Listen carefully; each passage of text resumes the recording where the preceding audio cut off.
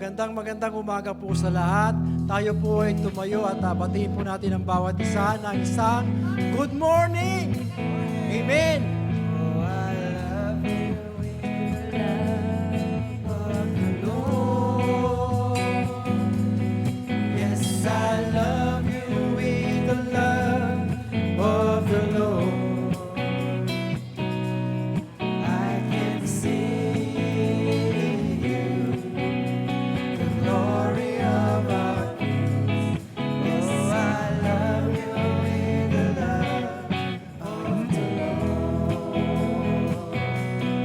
Oh, I love you with the love of the Lord.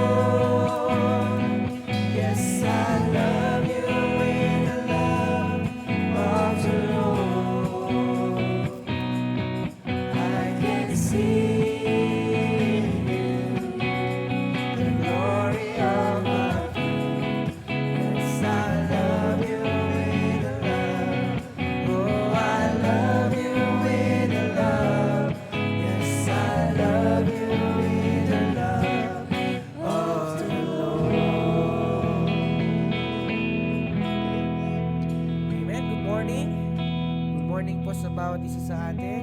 So this morning, once again, ihanda po natin ang ating puso, ang ating isipan sa pagpupuri sa ating Panginoon. At katulad po ng ating aawitin, sabi po sa ating aawitin, hindi ako magsasawang purihin ka. So sa bawat umaga po na ibinibigay ng ating Panginoon, palagi tayo magpupuri, palagi tayo magpapasalamat sa ating dakilang Diyos. So once again, we will sing unto the Lord.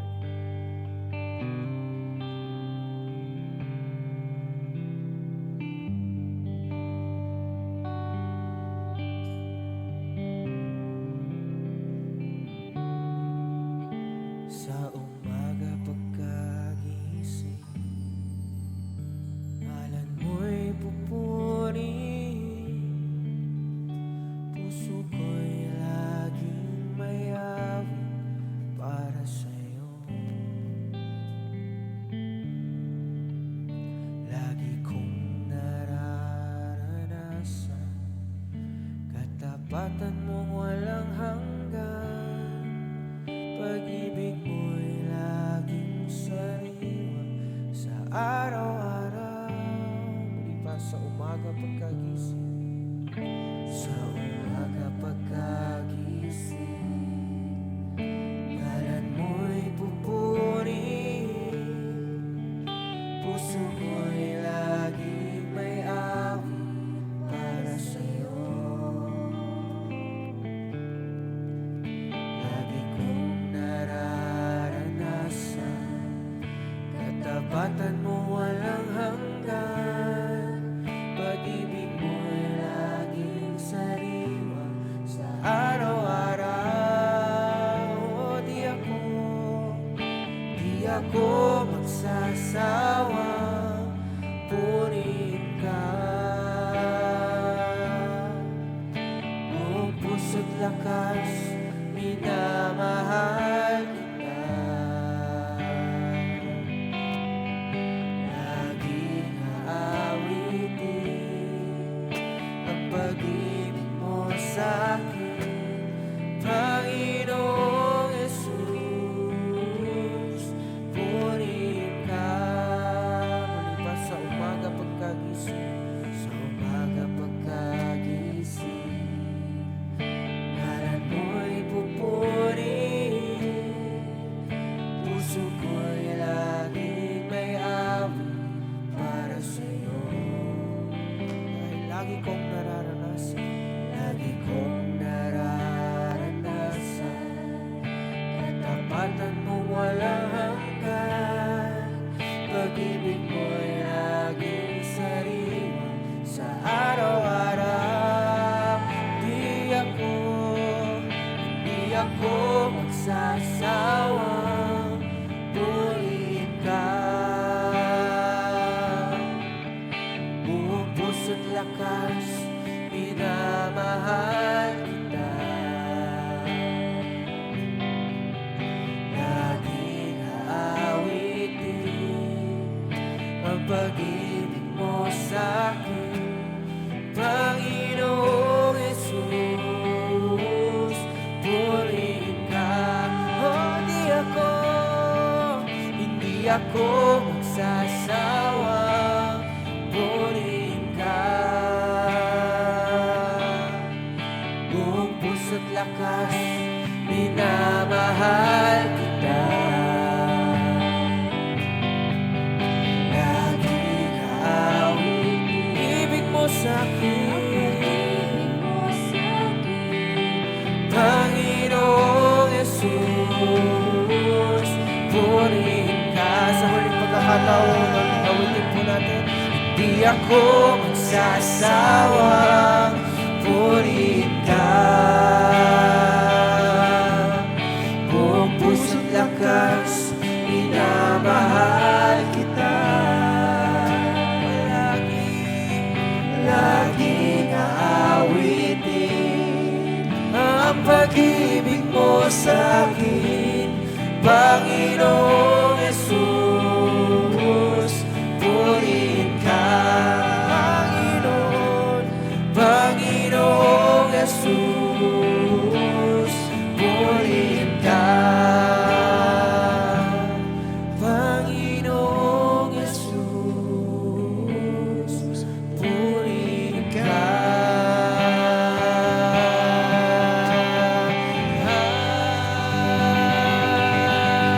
May purihin po natin ng Diyos. Pinupuri ka namin, sinasamba.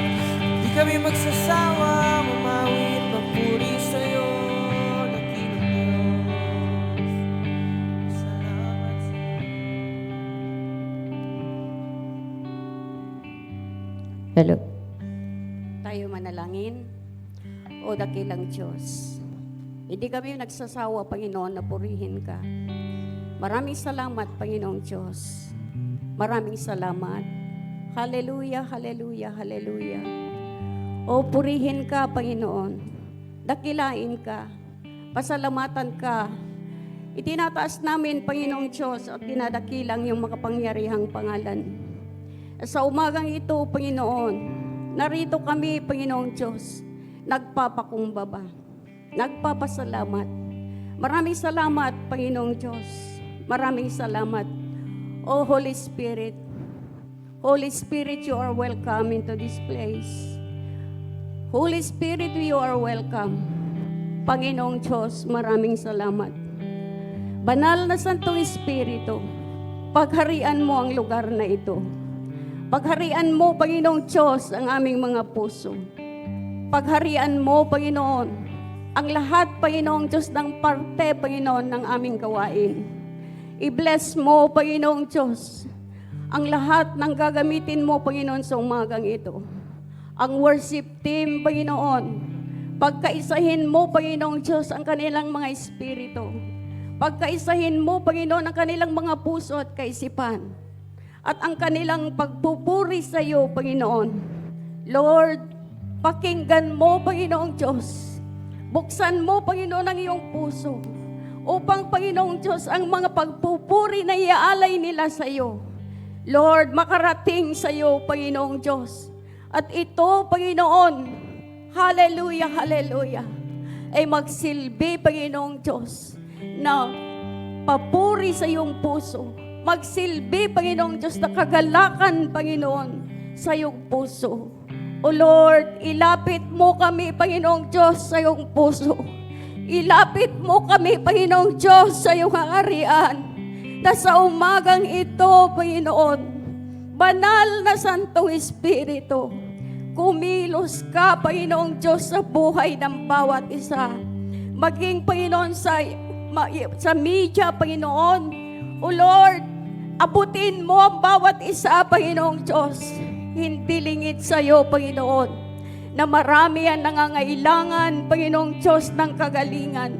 Marami ang nangangailangan, Panginoon, ng kapayapaan. Higit sa lahat, Panginoon, marami, Panginoong Diyos, ang nangangailangan ng kaligtasan. Kaya't banal na Santong Espiritu, inaangkin namin ang kapangyarihan mo. Inaangkin namin, banal na Santong Espiritu, ang pagkilos mo. O Holy Spirit, maging sa anak mo na gagamitin mo, Panginoon. Kumilos ka, Panginoong Diyos, sa kanyang puso. Kumilos ka sa kanyang buhay. Itago mo siya, Panginoong Diyos, sa likod ng iyong cross. At ikaw, Panginoon, ang makita, Panginoon. O Holy Spirit, ang salita mo na ipapadaan mo, Panginoon, sa kanyang bibig. Pagpalain mo, Panginoon. Pagpalain mo, Panginoong Diyos. At maging pagpapala din, Panginoon, sa lahat ng makakarinig. Banal na Santong Espiritu, inaangkin namin ang kapangyarihan mo sa iyong mga anak. Pagharian mo, Panginoong Diyos, ang iyong mga salita. Pagharian mo, Panginoon, ang puso ng iyong mga anak. Upang, Panginoon, ang salita mo sa umagang ito. Lord, itago mo, Panginoon, sa puso ng bawat isa. Upang, Panginoong Diyos, ito, Panginoon, ay magagamit namin, Panginoong Diyos, sa lahat ng oras ng aming buhay. Upang hindi makakilos, Panginoon, ang kaaway, Panginoong Diyos, sa buhay ng bawat isa. Kundi ang pagpapala mo, Panginoon, pagpapala mo, Banal na Santong Espiritu, ang maranasan ng bawat isa sa iyong mga anak. O Lord, hallelujah, wala kang lalampasan, Panginoon. Wala kang lalampasan, Panginoong Diyos, upang maranasan, Panginoon, ang kapangyarihan mo, upang maranasan ang pagpapala mo. Holy Spirit, Holy Spirit, manahan ka sa puso ng bawat isa. O Banal na Santong Espiritu, Banal na Santong Espiritu, kailangan ka namin. Maghari ka, Panginoon, sa bawat sulok, Panginoong Diyos, ng bahay-sambahan na ito. At ang banal mong dugo, Panginoon, ay ibalot mo, Panginoong Diyos, sa bawat isa sa iyong mga anak upang hindi makakilos, Panginoon, ng kaaway. In Jesus' name, mga anghel ng Diyos, inuutusan namin kayo, palibutan ninyo ang lugar na ito. Oh, Holy Spirit, maraming salamat. Inaangkin namin, Panginoon, ang kabutihan mo. Maraming salamat, Panginoon. Maraming salamat. Patuloy ka naming itinataas, Panginoong Diyos. Pinupuri, pinasasalamatan. Sa tanging palangalan mo lamang, Panginoong Jesus, itong aming dalangin. Amen.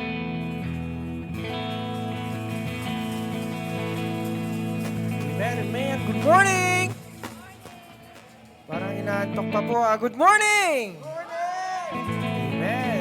Tapigin mo nga yung katabi mo. Tignan mo baka tulog pa. Sabihin mo, good morning! Ayan. Alugin natin. Good morning! Ayan. Kaya po para sa ating pagpupuri sa ating Panginoon, tayo po ay gising. Walang inaantok sa ating pagpupuri. Kaya po sa umagang ito, muli sama-sama tayong aawit. Sama-sama nating papupurihan ang ating Diyos na buhay. Handa na bang lahat na magpurit sumamba sa ating Panginoon? Amen. Tayo po yung mawit at sumamba sa dakilang Diyos.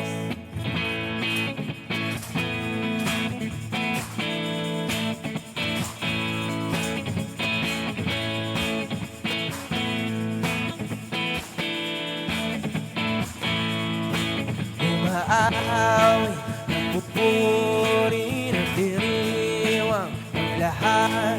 Papuri kay Yahweh, Yahweh, Yahweh.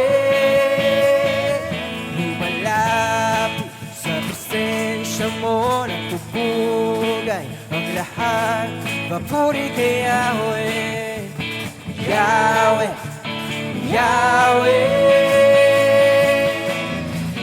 Sa lahat ng oras, sa bawat araw, sa bawat araw, puri-puri at sinasamba. Awitin natin, ikaw ang tunay na Diyos, ikaw ang tunay na Diyos, hari ng mga hari, tapat kailanman, di nagbabago. Ikaw ang tunay na Diyos, hari ng mga hari, Dapat kailanman hindi nagbabago, di nagbabago. Si Yahweh ang ating Diyos. Hindi pa umaawit, nagpupuri ng diriwang ang lahat. Papuri kay Yahweh, Yahweh, Yahweh.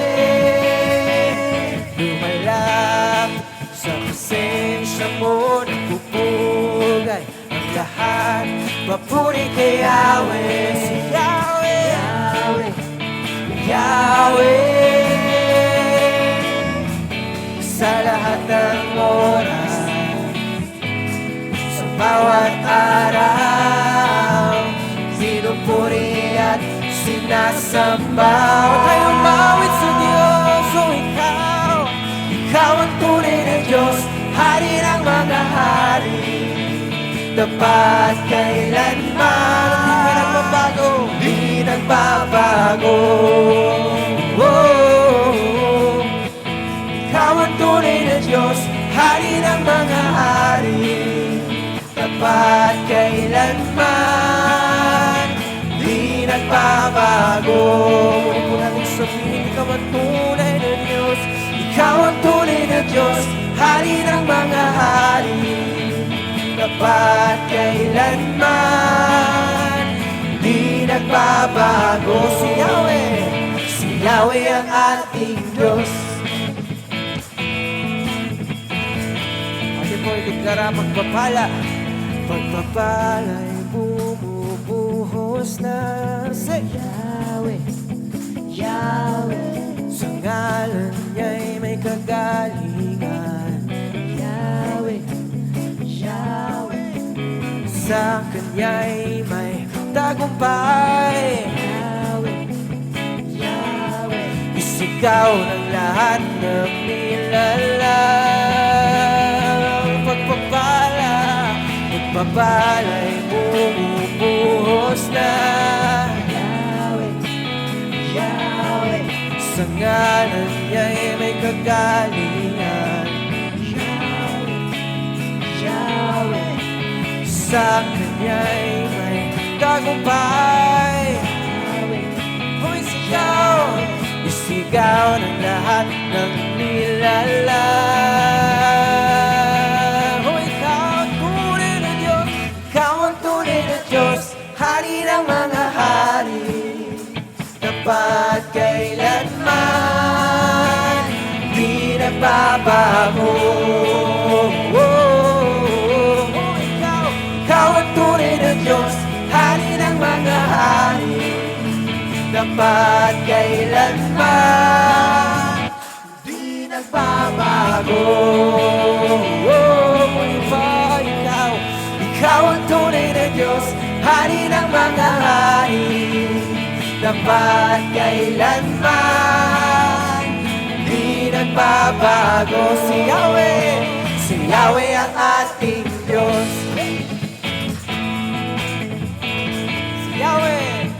Si Yahweh ang ating Diyos.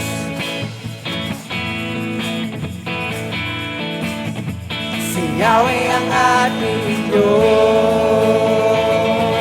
Amen. Patuloy tayo magbabad sa presensya ng ating Panginoon.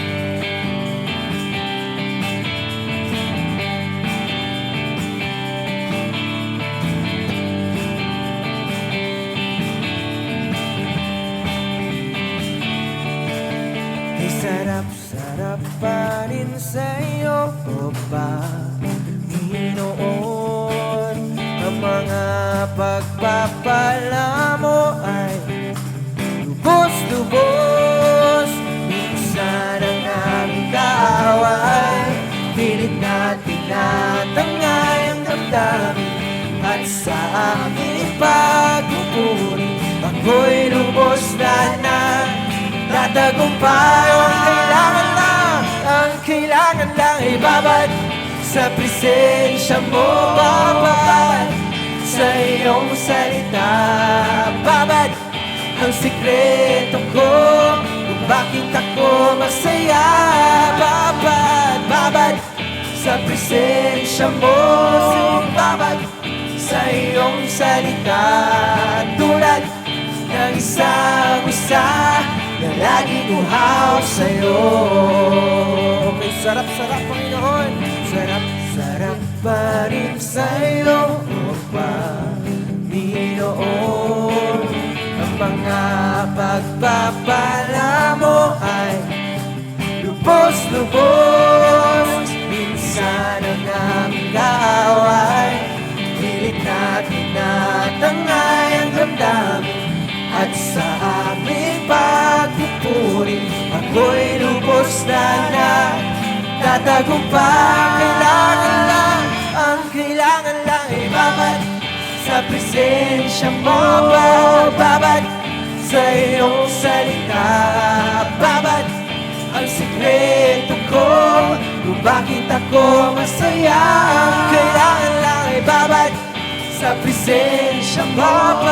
Babad sa iyong salita, tulad ng isang usa na laging uhaw sa'yo. Ang kailangan lang ay babad sa presensya mo. Babad sa iyong salita, babad ang sikreto ko kung bakit ako masaya. Kailangan lang ay babad sa presensya mo. Babad sa iyong salita, tulad ng isang usa na laging uhaw sa'yo. Na laging uhaw, na laging uhaw sa'yo. Laging uhaw, na laging uhaw sa'yo. Amen, palakpakan po natin ng Diyos. O, pinupuri ka namin, dakilang Diyos. Patuloy kaming magbababad sa iyong presensya. O, salamat, salamat, Panginoon. Pinupuri ka namin, dakilang Diyos. Oh, thank you, Jesus. Thank you, Lord. Tunay nga sa umaga pong ito, patuloy tayong magpuri sa ating dakilang Diyos. Dahil ang kanyang biyaya sa atin ay lubos-lubos at higit pa. Kaya po patuloy natin siyang awitan, alayan ng pagsamba na nagagaling sa ating pong mga puso.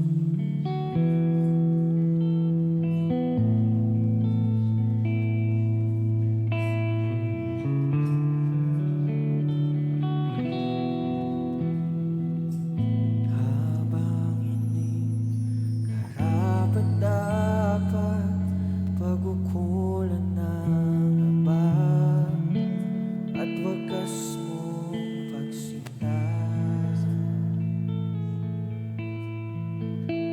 Habang walang kakayanan, masuklian ka ng buti sa lahat mong ginawa. Ulit po nating awitin. Habang hindi karapat-dapat pag-ukulan ng aba at wagas mong pagsinta. Habang walang kakayanan, masuklian ka ng mabuti sa lahat mong ginawa. Iyakap mo ako sa aking karunihan. Inibig mo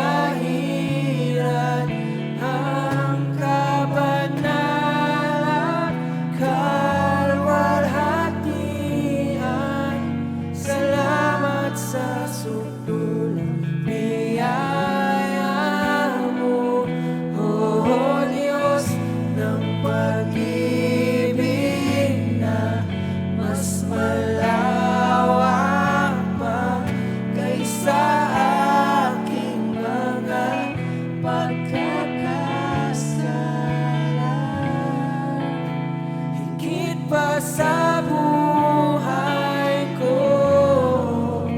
Salamat sa sukdulang biyaya mo.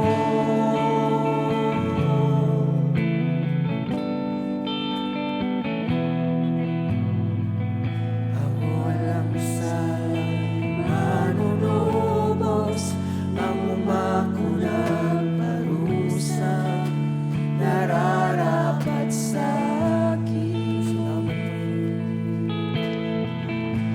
Anong habang sa tulad ko, ikaw walang iyong katwiran, at ako'y patawarin. Iyakap mo ko sa aking karumihan, inibig mo ko nang di kayang tumasan. Iyakap mo ko sa aking karumihan, inibig mo ko nang di kayang tumbasan. Aming Diyos, oh Diyos ng katarungan at katuwiran, na kahit minsa'y di nabahiran ang kabanalan, kalwalhatian. Salamat sa sukdulang biyaya mo, aming Diyos, ng pag-ibig na mas malawak pa kaysa aking mga pagkakasala. Higit pa sa buhay, salamat Panginoon, salamat sa sukdulang biyaya. Oh Diyos ng katarungan at katuwiran, na kahit minsan di nabahiran ang kabanalan, kalwalhatian. Salamat sa sukdulang biyaya mo, oh Diyos ng pag-ibig na mas malawak pa kaysa aking mga pagkakasala. Higit pa sa buhay ko, salamat sa sukdulang biyaya mo.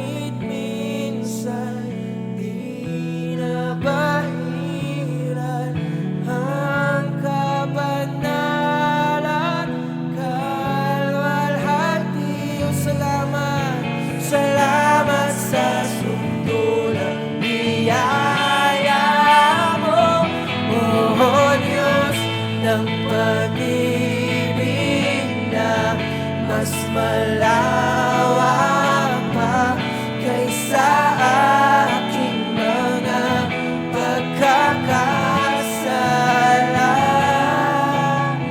Higit pa sa buhay ko, salamat sa sukulang biyaya mo.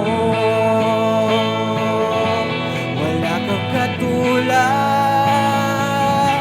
wala nang hihigit sa'yo. Wala kang katulad, wala nang papantay sa'yo. Ikaw lang, ikaw ang Diyos noon pa man, maging ngayon at kailanman. Sa habang panahon, wala ka. Sabihin natin sa Diyos, wala kang katulad, wala kang katulad. Wala nang hihigit sa'yo. Wala kang katulad, papantay sa'yo. Wala nang papantay sa'yo. Diyos, ikaw ang Diyos noon pa man, maging ngayon at kailanman. Sa habang panahon, wala kang katulad. Wala kang katulad, wala nang hihigit sa'yo. Wala kang katulad, wala nang papantay sa'yo. Ikaw lang, ikaw ang Diyos noon pa man, maging ngayon at kailanman. Sa habang panahon, wala kang katulad. Ikaw ang tunay na Diyos, ikaw ang tunay na Diyos. Ika'y walang katulad, ika'y nag-iisa. Ikaw lamang, wala nang iba. Sa'yo ang aming awit, dinggin ang aming tinig, isisigaw sa buong mundo. Ikaw lang ang aming Diyos na sinasamba. Ikaw ang tunay na Diyos, ika'y walang katulad, ika'y nag-iisa. Ikaw lamang, wala nang iba. Sa'yo ang aming tingin, Panginoon. Sisigaw sa buong mundo. Taas natin ang ating papuri. Ikaw ang tunay na Diyos, ika'y walang katulad, ika'y nag-iisa. Ikaw lamang, wala nang iba. Sabi mo sa ating Diyos sa buhay, sa'yo ang aming awit, dinggin ang aming tinig, sisigaw sa buong mundo. Sa huling pagkakataon, ikaw ang tunay na Diyos, ika'y walang katulad, ika'y nag-iisa. Ikaw lamang, wala nang iba. Sa'yo ang aming awit, dinggin ang aming tinig, isisigaw sa buong mundo. Isisigaw namin ang kinang Diyos, isisigaw sa buong mundo. Isisigaw namin, Panginoon, isisigaw sa buong mundo.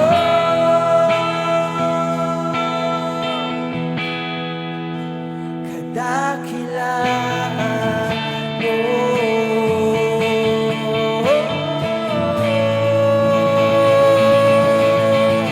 Papurihin natin ang Diyos, isagaw natin ang ating papuri, ang ating pagsamba.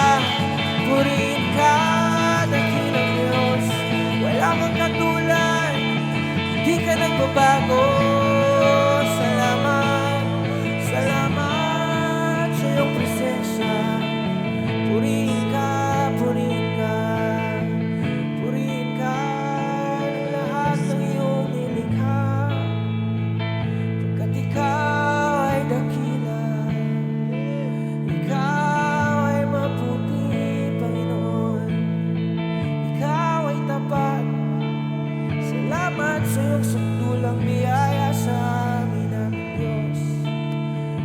papuri ka namin, inuluwalat.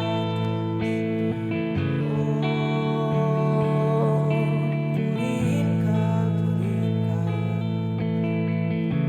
Salamat, salamat. Oh, we thank you, Jesus. Lord, sa umaga pong ito, tuloy po kami nagpapasalamat sa iyong sukdulang biyaya sa bawat isa po sa amin. Nagpapasalamat kami, Panginoon, sa tagumpay na iyong binibigay sa aming buhay. Marami pong salamat, O Diyos, sa kagalingan na iyong binibigay sa bawat isa po sa amin. Sa pag-iingat mo, Panginoon, sa iyong pabor sa aming buhay.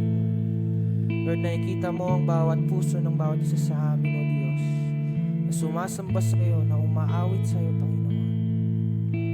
Lord, sa umaga pong ito, tunay nga wala po kami ibang pangalang itinataas. Ang pangalan mo lamang, aming Jesus. And Lord, sa pakikinig namin ng iyong salita, muli po namin binubuksan ang aming mga puso, aming mga isipan.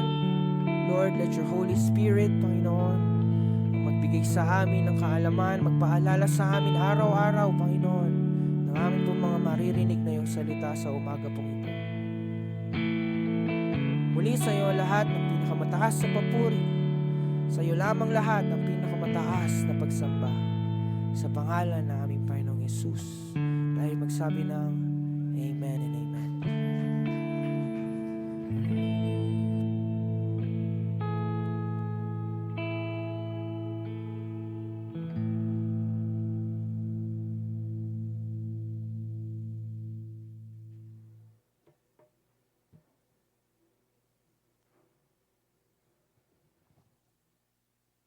Praise. Praise God. Asan na ating mga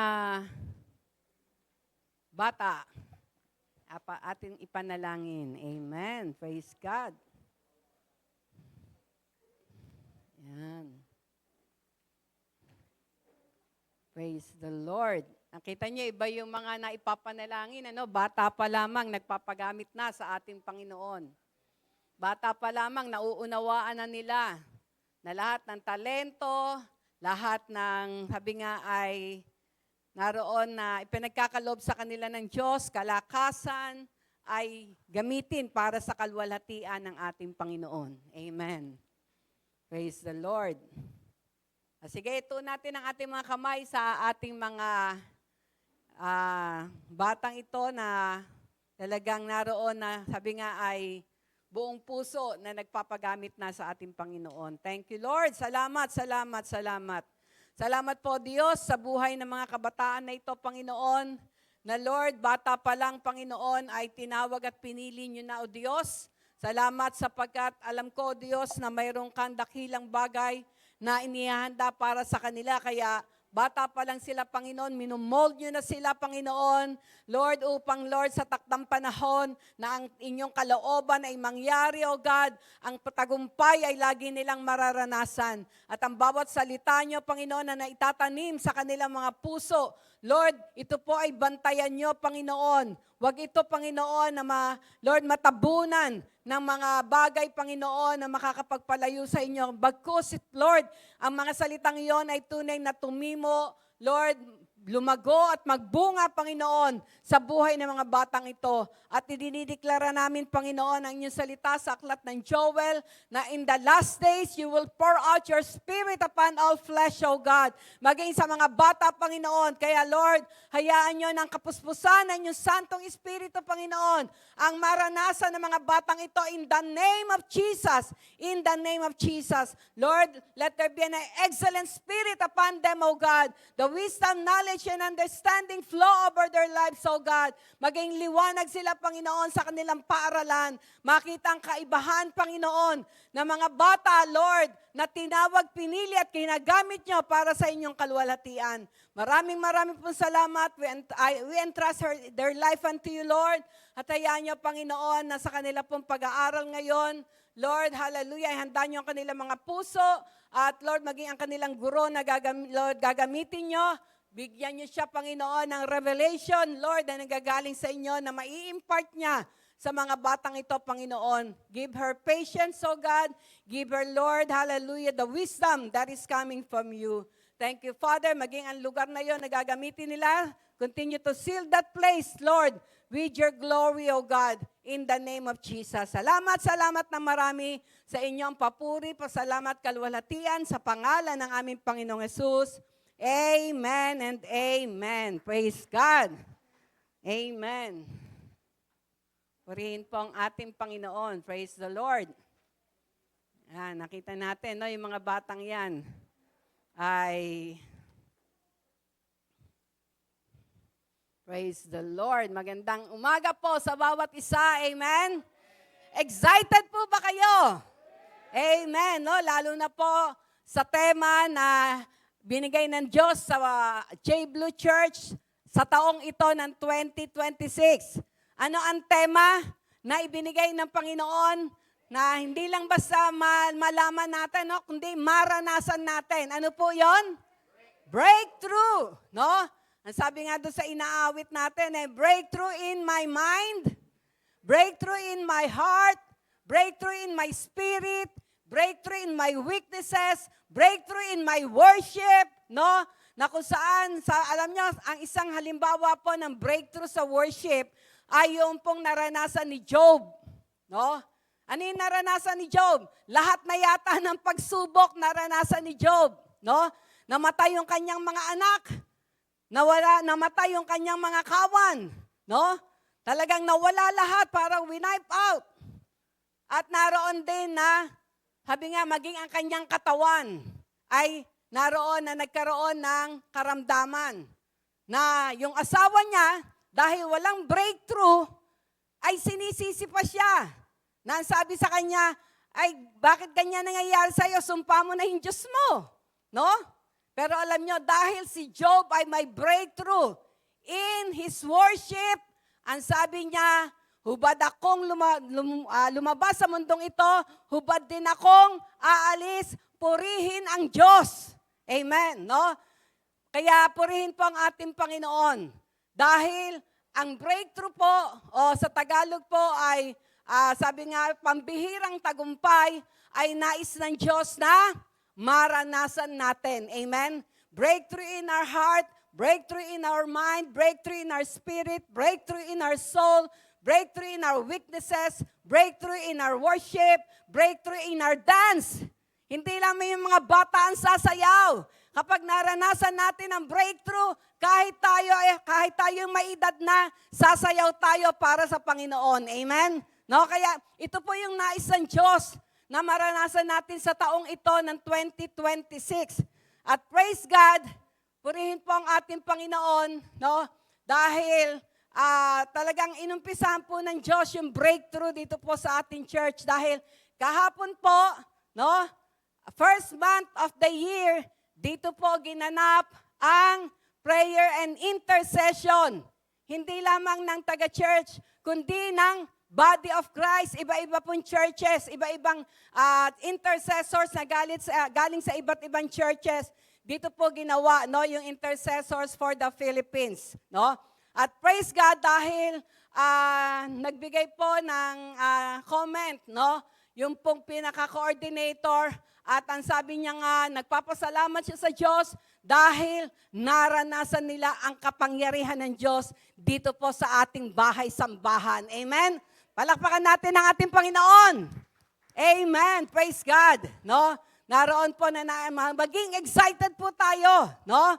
Maging excited tayo dahil kakaiba po talaga ang gagawin ng Diyos kapag handa ang ating mga puso. Kaya sa umaga po ito, handa na po ba ang ating mga puso? Amen, no? Handa na tayo, no, sa breakthrough na ipararana sa atin ng ating Panginoon. Amen?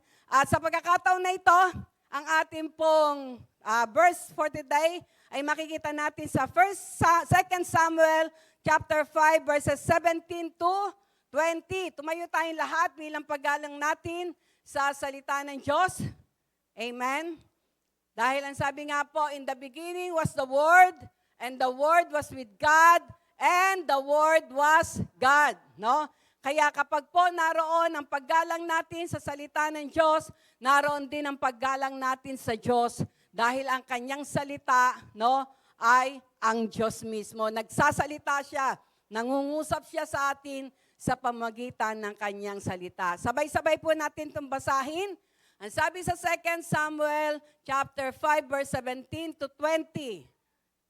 Nang mabalitaan ng mga Filisteo na si David ay kinilala ng hari ng Israel, tinipon nila ang kanilang hukbo upang siya'y digmain. Umabot ito sa kaalaman ni David, kaya't nagpunta siya sa isang kuta. Dumating ang mga Filisteo at humanay sa kapatagan ng Rephaim. Sumangguni si David kay Yahweh. Lalabanan ko ba ang mga Filisteo? Matatalo ko ba sila? Tanong ni David. Sumagot si Yahweh, lumusob ka at magtatagumpay ka. Lumusob nga si David at tinalo niya ang mga Filisteo sa Baal Perazim. Sinabi niya, nilupig ni Yahweh ang aking mga kaaway na parang dinaanan ng rumaragasang baha. Kaya Baal Perazim ang tinawag sa lugar na iyon. Ang Diyos ang magpapala sa pagkakabasa ng kanyang salita. Tayo po lahat ay makakaupo. Praise God. Purihin po ang ating Panginoon. Makikita po natin, dito po sa aklat ng 2 Samuel, dito po sa ating nabasa, naroon po ng si David na nga daw po ay naroon na, sabi nga, naging hari. Nalaman po to ng mga Filisteo. Ang mga Filisteo po ay mga kalaban, no? Mga kalaban ni David. Bakit?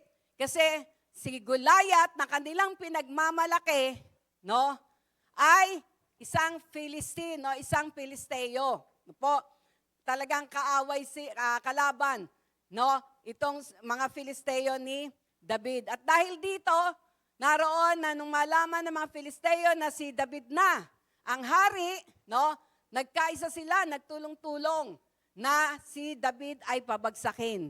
Pero makikita po natin dito sa ating binasang talata, makikita natin na because of breakthrough, no, yung pambihirang tagumpay na ipinagkaloob ng Diyos kay David, no, naroon na sabi nga ay naranasan niya ang pagsama at katagumpayan na nanggagaling sa ating Panginoon. Amen?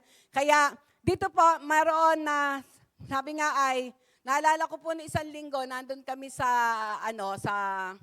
Mindoro, no po. At nung mag-share po si Bishop, itong verse po na ito ang ginamit, bigla pong nag-spark sa akin, no?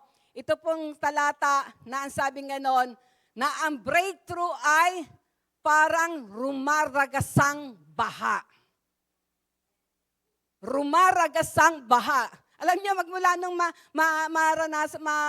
matanggap ko yung revelation na yon, talagang hindi po, sabi nga, laging nagpapaalala sa akin, Kaya nga po sa pagpe-prepare ko ng ituturo ngayon, ito po yung naroon na sinabi ng Panginoon, na nais ng Diyos na ang maranasan natin, hindi lang basta pambihirang tagumpay, kundi, sabi nga, tagumpay na katulad ng rumaragasang baha. Amen? Kapag sinabing rumaragasa, ano ang napipicture nyo? Kapag sinabing rumaragasang baha, ha? Walang makapigil. No? Ano pa? Walang pwedeng humadlang. Nakita natin, no, kapag pag ang dumating ay rumaragasang baha, kahit na mga sasakyan, kahit mga puno, kahit mga bahay, kahit ano pa yan, yung dadaanan nun, talagang ihahawiin. No? Maka-breakthrough lang, makalabas lang, naroon lang na makapag-flow yung rumaragasang baha na yon. Alam niyo po, ito po ang nais ng Diyos na maranasan natin sa taong 2026. No? Yung breakthrough, no, yung pambihirang tagumpay katulad ng rumaragasang baha na walang makapipigil kahit na anong problema, kahit na anong pagsubok, kahit na anong persecution, walang makapagpipigil sa tagumpay na ibibigay ng Diyos sa buhay ng bawat isa sa atin. Amen? Handa po ba kayo? Amen. Kailangan maging handa tayo, no? Kasi pag handa tayo, excited tayo. At alam nyo, ang isang tao na mayroong excitement sa kanyang puso, malakas ang adrenaline yan. Ano ibig sabihin ng adrenaline? No? Ito yung naroon na substance na sa ating utak o sa ating buhay na kapag ito'y naranasan natin, no? Habi nga, walang makakahadlang sa atin. Katulad halimbawa, kapag halimbawa ay biglang may nasunog o nasunugan, no? Alam niyo, lumalakas yung adrenaline ng mga tao. Bakit? Eh kahit na mabigat na refrigerator, kahit na mabibigat na bagay, kaya nilang bitbitin, no? Maisalba lang, no? Ibig sabihin pag malakas ang adrenaline mo, you can do all things. Amen. Katulad ng sinabi niya, I can do all things through Christ Jesus who strengthened me. At praise the Lord, ang adrenaline natin ay galing sa ating Panginoong Yesus. Amen? Kaya ito yung nais ng Diyos, no? Na sabi nga ay maging excited tayo. Para kahit na anumang problema, kahit na anumang pagsubok ang ating maranasan, hindi ito makakagapi sa atin. Hindi ito makakapagbabagsak sa atin. Amen? No? Mararanasan natin yung rumaragasang pagpapala. Sino dito ang gusto maranasan yung rumaragasang pagpapala? Amen! No? Para ito'y maranasan natin, dito po sa 2 Samuel chapter 5 verse 17 to 20, may nakita akong 3 sikreto, no?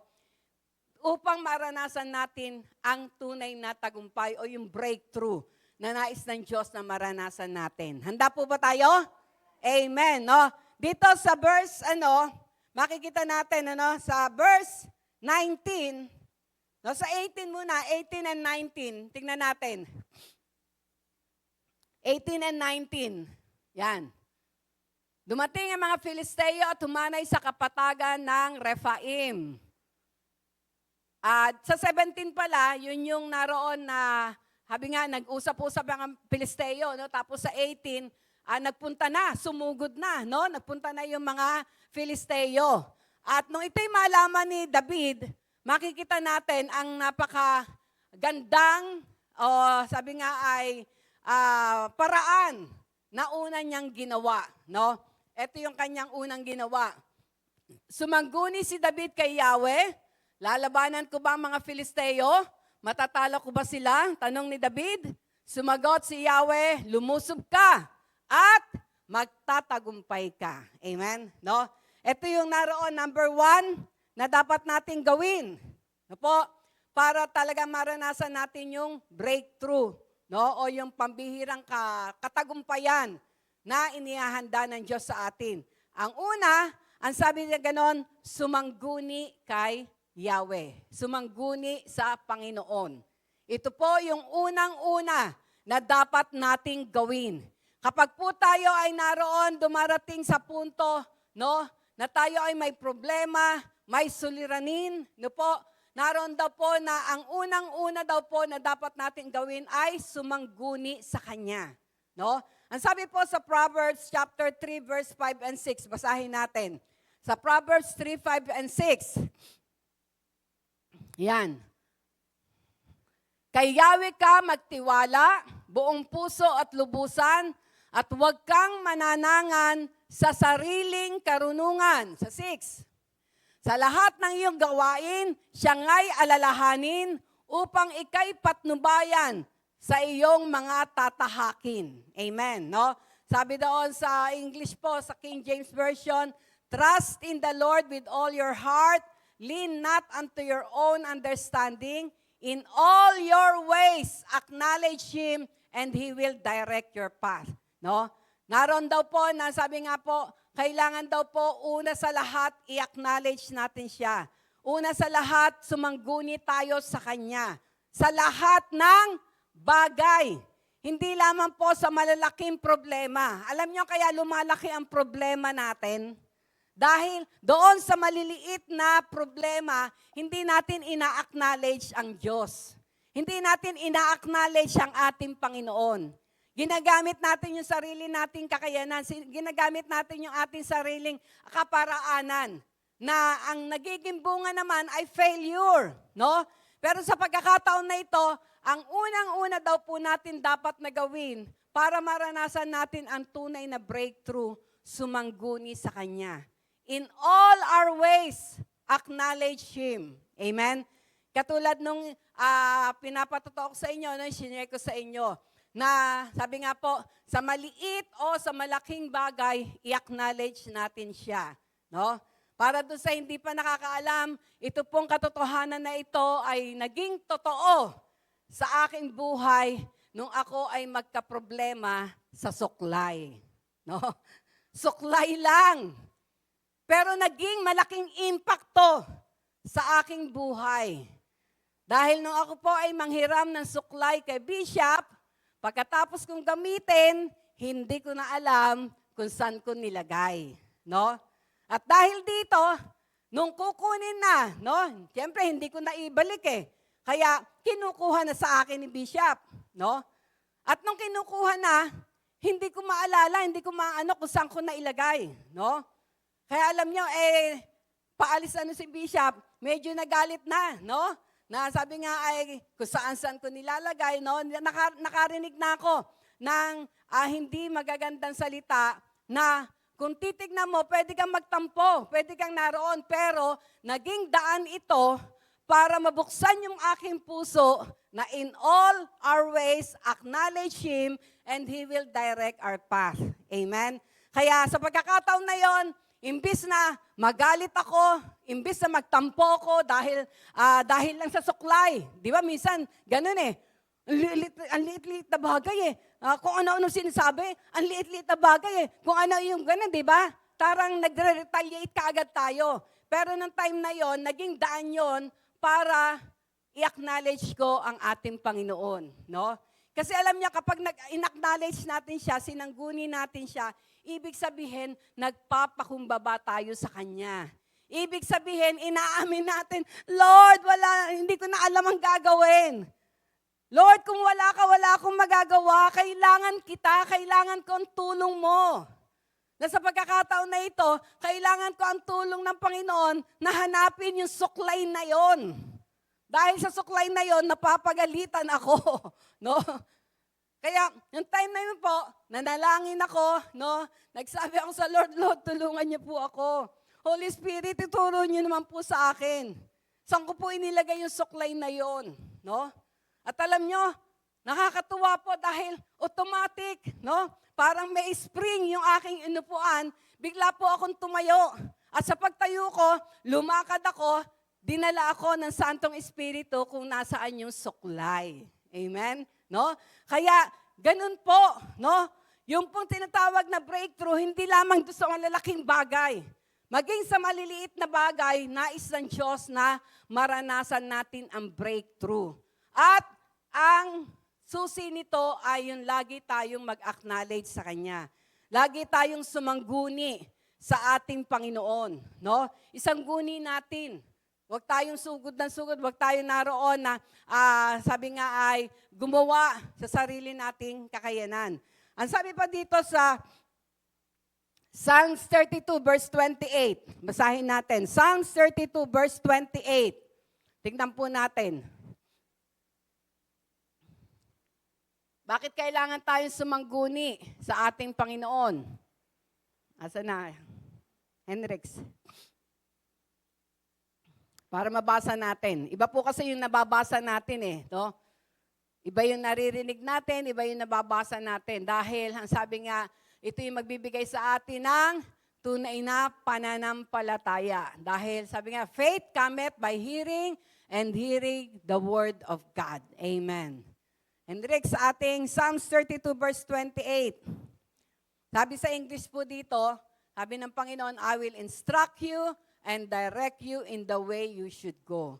Bibigyan kita ng instruction, bibigyan kita ng direction kung saan ka pupunta, kung ano ang gagawin mo. Kaya kailangan talaga magsangguni tayo sa ating Panginoon. Yan.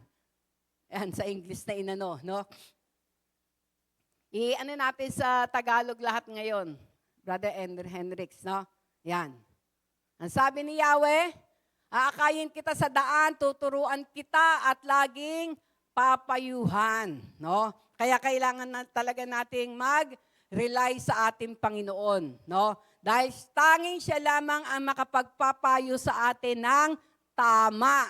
Amen? No? Ang Panginoon lang makakapagpayo sa atin ng tama. Kaya, tingnan din natin sa Isaiah 55 verse 8. Isaiah 55 verse 8. Tingnan naman natin. Bakit? No? Yan. Ang sabi ni Yahweh, ang aking kaisipay hindi nyo kaisipan. Ang inyong kaparaanan ay hindi ko kaparaanan. Yan. Sa 9. 8 and 9. Isa pa. Kung paanong ang langit ay mas mataas kaysa lupa, ang aking kaparaanan ay higit kaysa inyong kaparaanan. At ang aking kaisipan ay hindi maaabot ng inyong kaisipan. Amen? No? Kaya napakahalaga na sumangguni tayo sa Kanya. No? Dahil iba, higit yung Kanyang kaparaanan kaysa sa ating kaparaanan. Alam niyo, dumating sa punto na biglang naroon na may sinabi ang Lord sa akin, halimbawa tungkol sa prayer, no? Kasi minsan sa pagpe-pray natin sa Panginoon, minsan sinasabi natin, Lord, gabayan niyo po ako, ituro niyo po sa akin. Lord, yung pong asawa ko, baguhin niyo po siya. Yung gano'n, ano? Tapos marami pa. Bigla pong nangusap sa akin ng Panginoon na sabi niya, wag mo kong utusan. Ang nangyayari po minsan sa ating prayer, inuutusan natin siya. No? Minsan po ang nangyayari sa ating prayer, yung gusto nating paraan ang siyang mangyari. Na kapag hindi nangyari yung paraan na yon, nanghihina tayo. No? Nawawalan tayo ng pag-asa. Kasi hindi nangyari yung prayer na ginawa natin. Na yung prayer pala na ginawa natin ay kaparaanan natin. Na gusto nating sundin ni Lord. No? Na-realize niyo po ba yon? No? Na-realize niyo po ba yon? Minsan kasi may mga prayer tayo na yung kaparaanan natin ang gusto natin mangyari. Pero ang sabi ng Panginoon, ang kaparaanan ko'y higit sa inyong kaparaanan. At ang kaisipan ko ay higit sa inyong kaisipan. Kaya ang nais ng ating Panginoon, sumangguni tayo sa Kanya. No? Sumangguni tayo sa Kanya. No? At ang sabi nga ay, kapag naroon na sumangguni tayo sa Kanya, at nangusap siya sa atin, unang-una sa pamagitan ng salita ng Diyos, no, yung Biblia, kaya talagang napakahalaga na tayo nagbabasa ng Biblia, no po. Ang number 2, pagkatapos natin sumangguni, ay sumunod. No? Kasi baka mamaya humingi ka nga ng instruction, hindi mo naman sinunod. Paano mararanasan ang breakthrough? Di ba? Nandiyan na yung instruction. Nandiyan nga yung direction. Hindi mo naman sinunod. Ang sinunod mo ay yung gusto mo. Eh mararanasan mo ba yung instruction at mararanasan mo ba yung breakthrough na nanggagaling sa Diyos? Hindi po, no? Kaya ang number 2 na kailangan po na mangyarit maganap, katulad ng binasa natin kanina, nung mag-inquire si David sa ating Panginoon, no, makikita natin na, sabi nga ay, di ba ang tanong ni David Lord, tingnan nga natin uli sa 50 ay sa 18. Ang sabi doon 18 and 19. 19. Yan. Ang tanong ni David, lalabanan ko ba ang mga Filisteo? Matatalo ko ba sila? Tanong ni David, no? At naroon na nagbigay ng instruction. Sumagot ang Diyos sa kanya. Ang sabi doon, lumusob ka at magtatagumpay ka. No? Lumusog ka at magtatagumpay ka. At dito sa verse 20, tingnan natin ang verse 20. Nung matanggap ni David yung instruction at direction ng Diyos, no? Ang sabi dito, lumusob nga si David at tinalo niya ang mga Filisteo sa Baal Perazim. Sinabi niya, nilupig ni Yahweh ang aking mga kaaway na parang dinaanan ng rumaragasang baha. No? Kaya dito ang sabi nga, lumusob nga si David. Ibig sabihin, sumunod siya. No? Sumunod si David doon sa instruction at direction na ibinigay ng Diyos sa kanya. At dahil dito, nagtagumpay sila. At sa tagumpay na yon na kanilang nakamtan, inacknowledge ni David na hindi sa sarili nilang lakas kaya sila nagtagumpay. Kaya di ba ang sabi niya, nilupig ni Yahweh ang aking mga kaaway. No? Inacknowledge ni David na ang tagumpay niya ay galing sa Diyos, hindi sa kanya. No?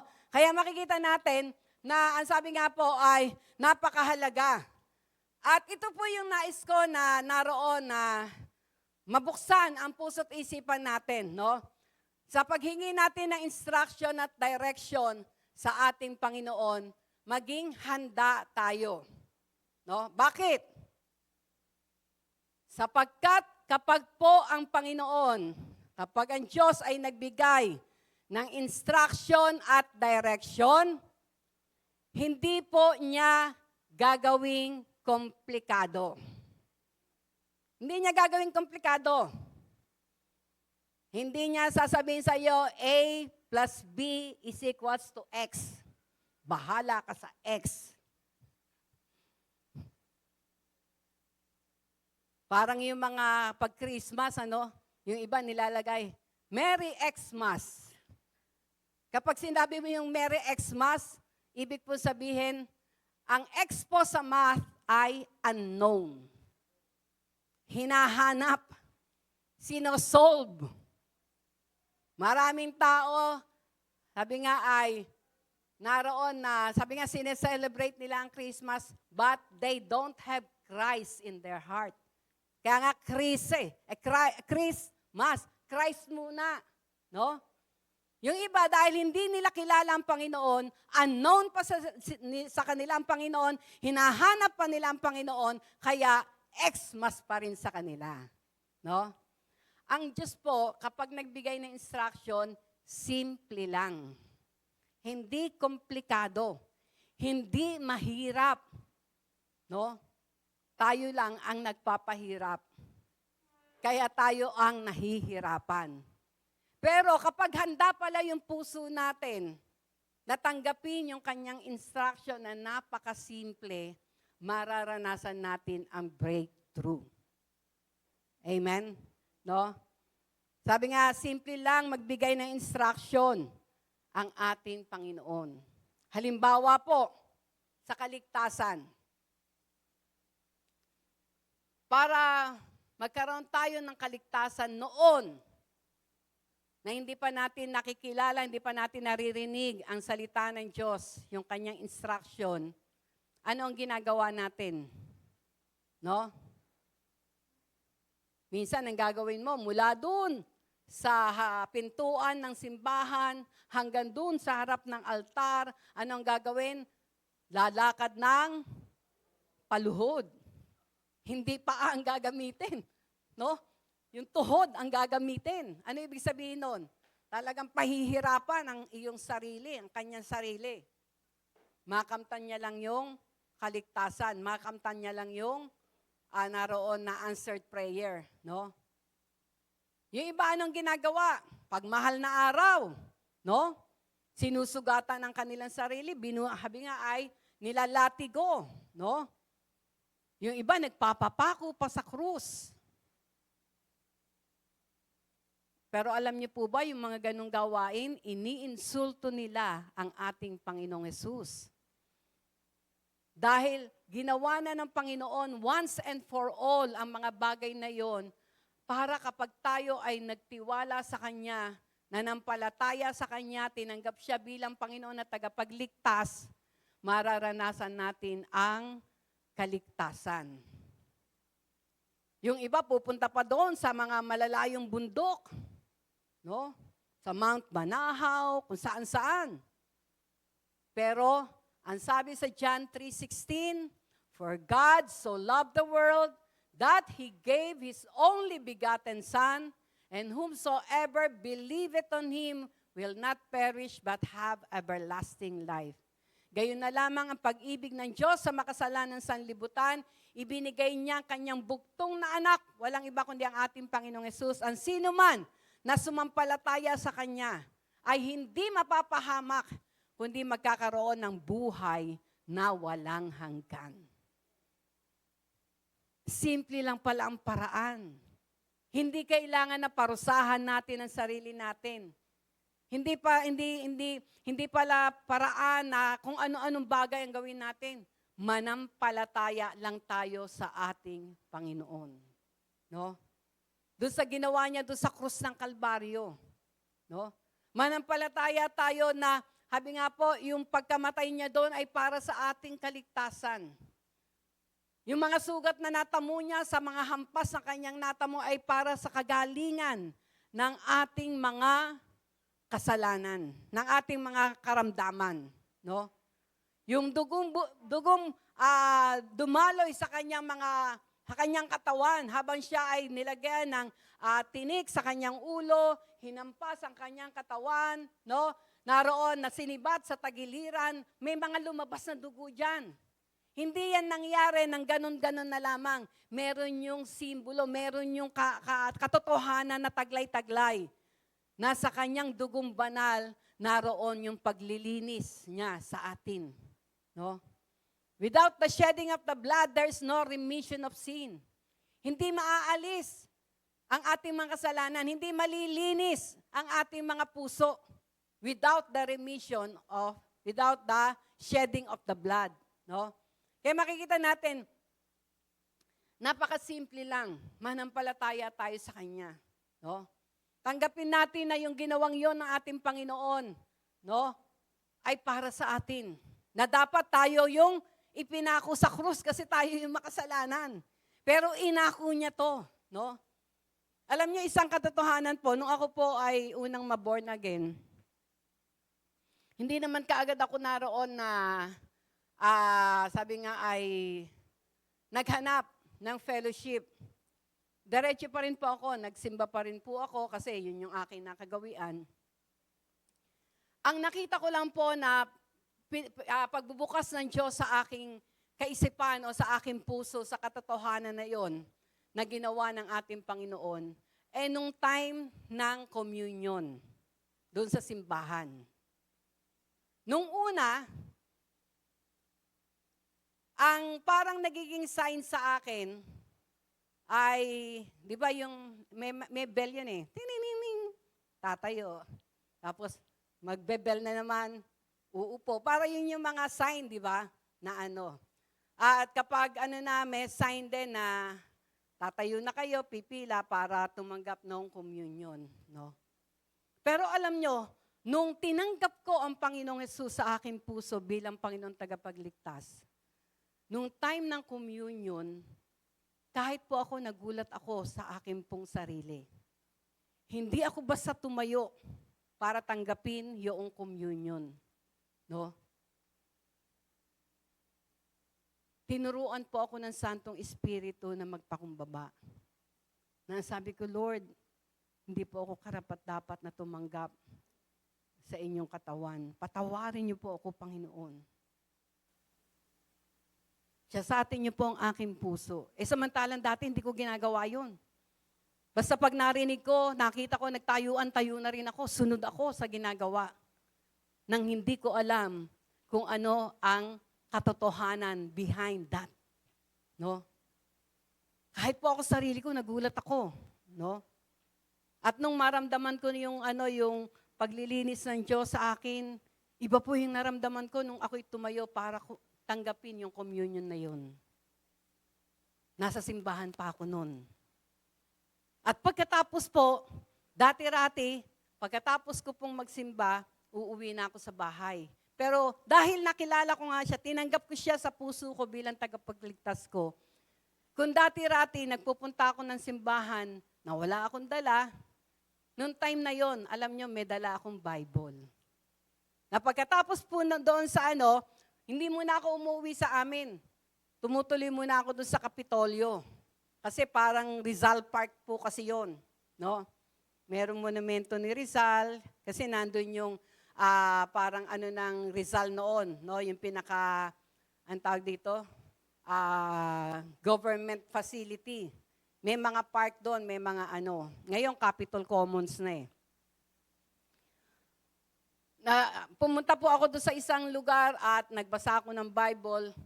At bigla-bigla po, nangusap ang Panginoon sa akin sa Hebrews chapter 10 verse 11. Anong sabi doon sa Hebrews chapter 10 verse 11? Talagang remang-rema po na sabi niya, the priest. Mo nga, Goy. Hebrews chapter 10 verse 11. Ito po yung nagbigay sa akin ng desire na maghanap ng gawain ng Panginoon, no, ng fellowship. Yan, bawat pari ay naglilingkod araw-araw at naghahandog ng ganoon ding mga handog. Subalit ang mga iyon ay hindi naman nakakapawi ng kasalanan.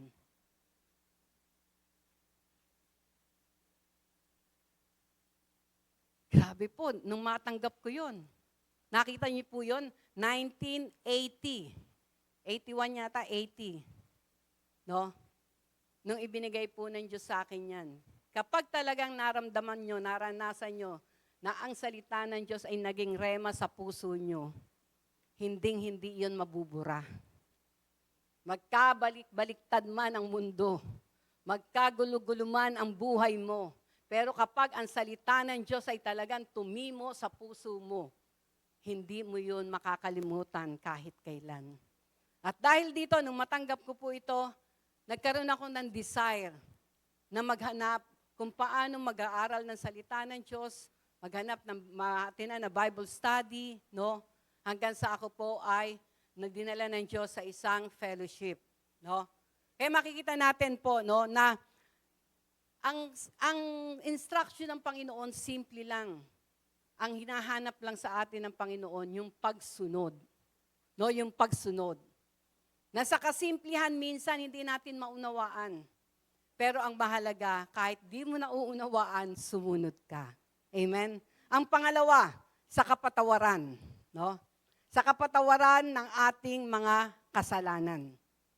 Ang sabi sa 1 John chapter 1 verse 9, kung ikukumpisal natin ang ating mga kasalanan, kung ipapahayag natin ang ating mga kasalanan, no? At hihingi ng tawad, siya ay tapat at banal. Yan, ang sabi dito, subalit, kung ipinapahayag natin sa Diyos ang ating mga kasalanan, maasahan nating patatawarin tayo ng Diyos sa mga ito. At lilinisin tayo sa lahat ng ating kasalanan, sapagkat siya'y tapat at matuwid. No? Nung marinig ko po itong talatang ito, mayroon pong gumalaw sa aking isip. Ang tanong ko, anong kasalanan ko? Anong kasalanan ko? Wala naman akong kasalanan. No? Mabait nga ako eh.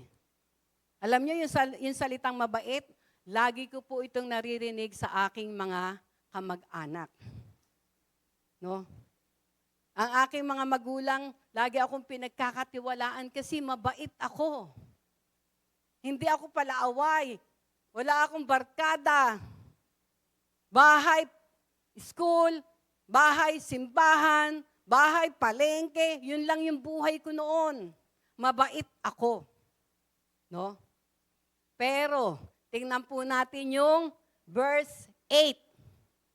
Tingnan natin yung verse 8, Goy. Kasi nagtanong ako, anong kasalanan ko? Ano hihingi ko ng tawad? Yan.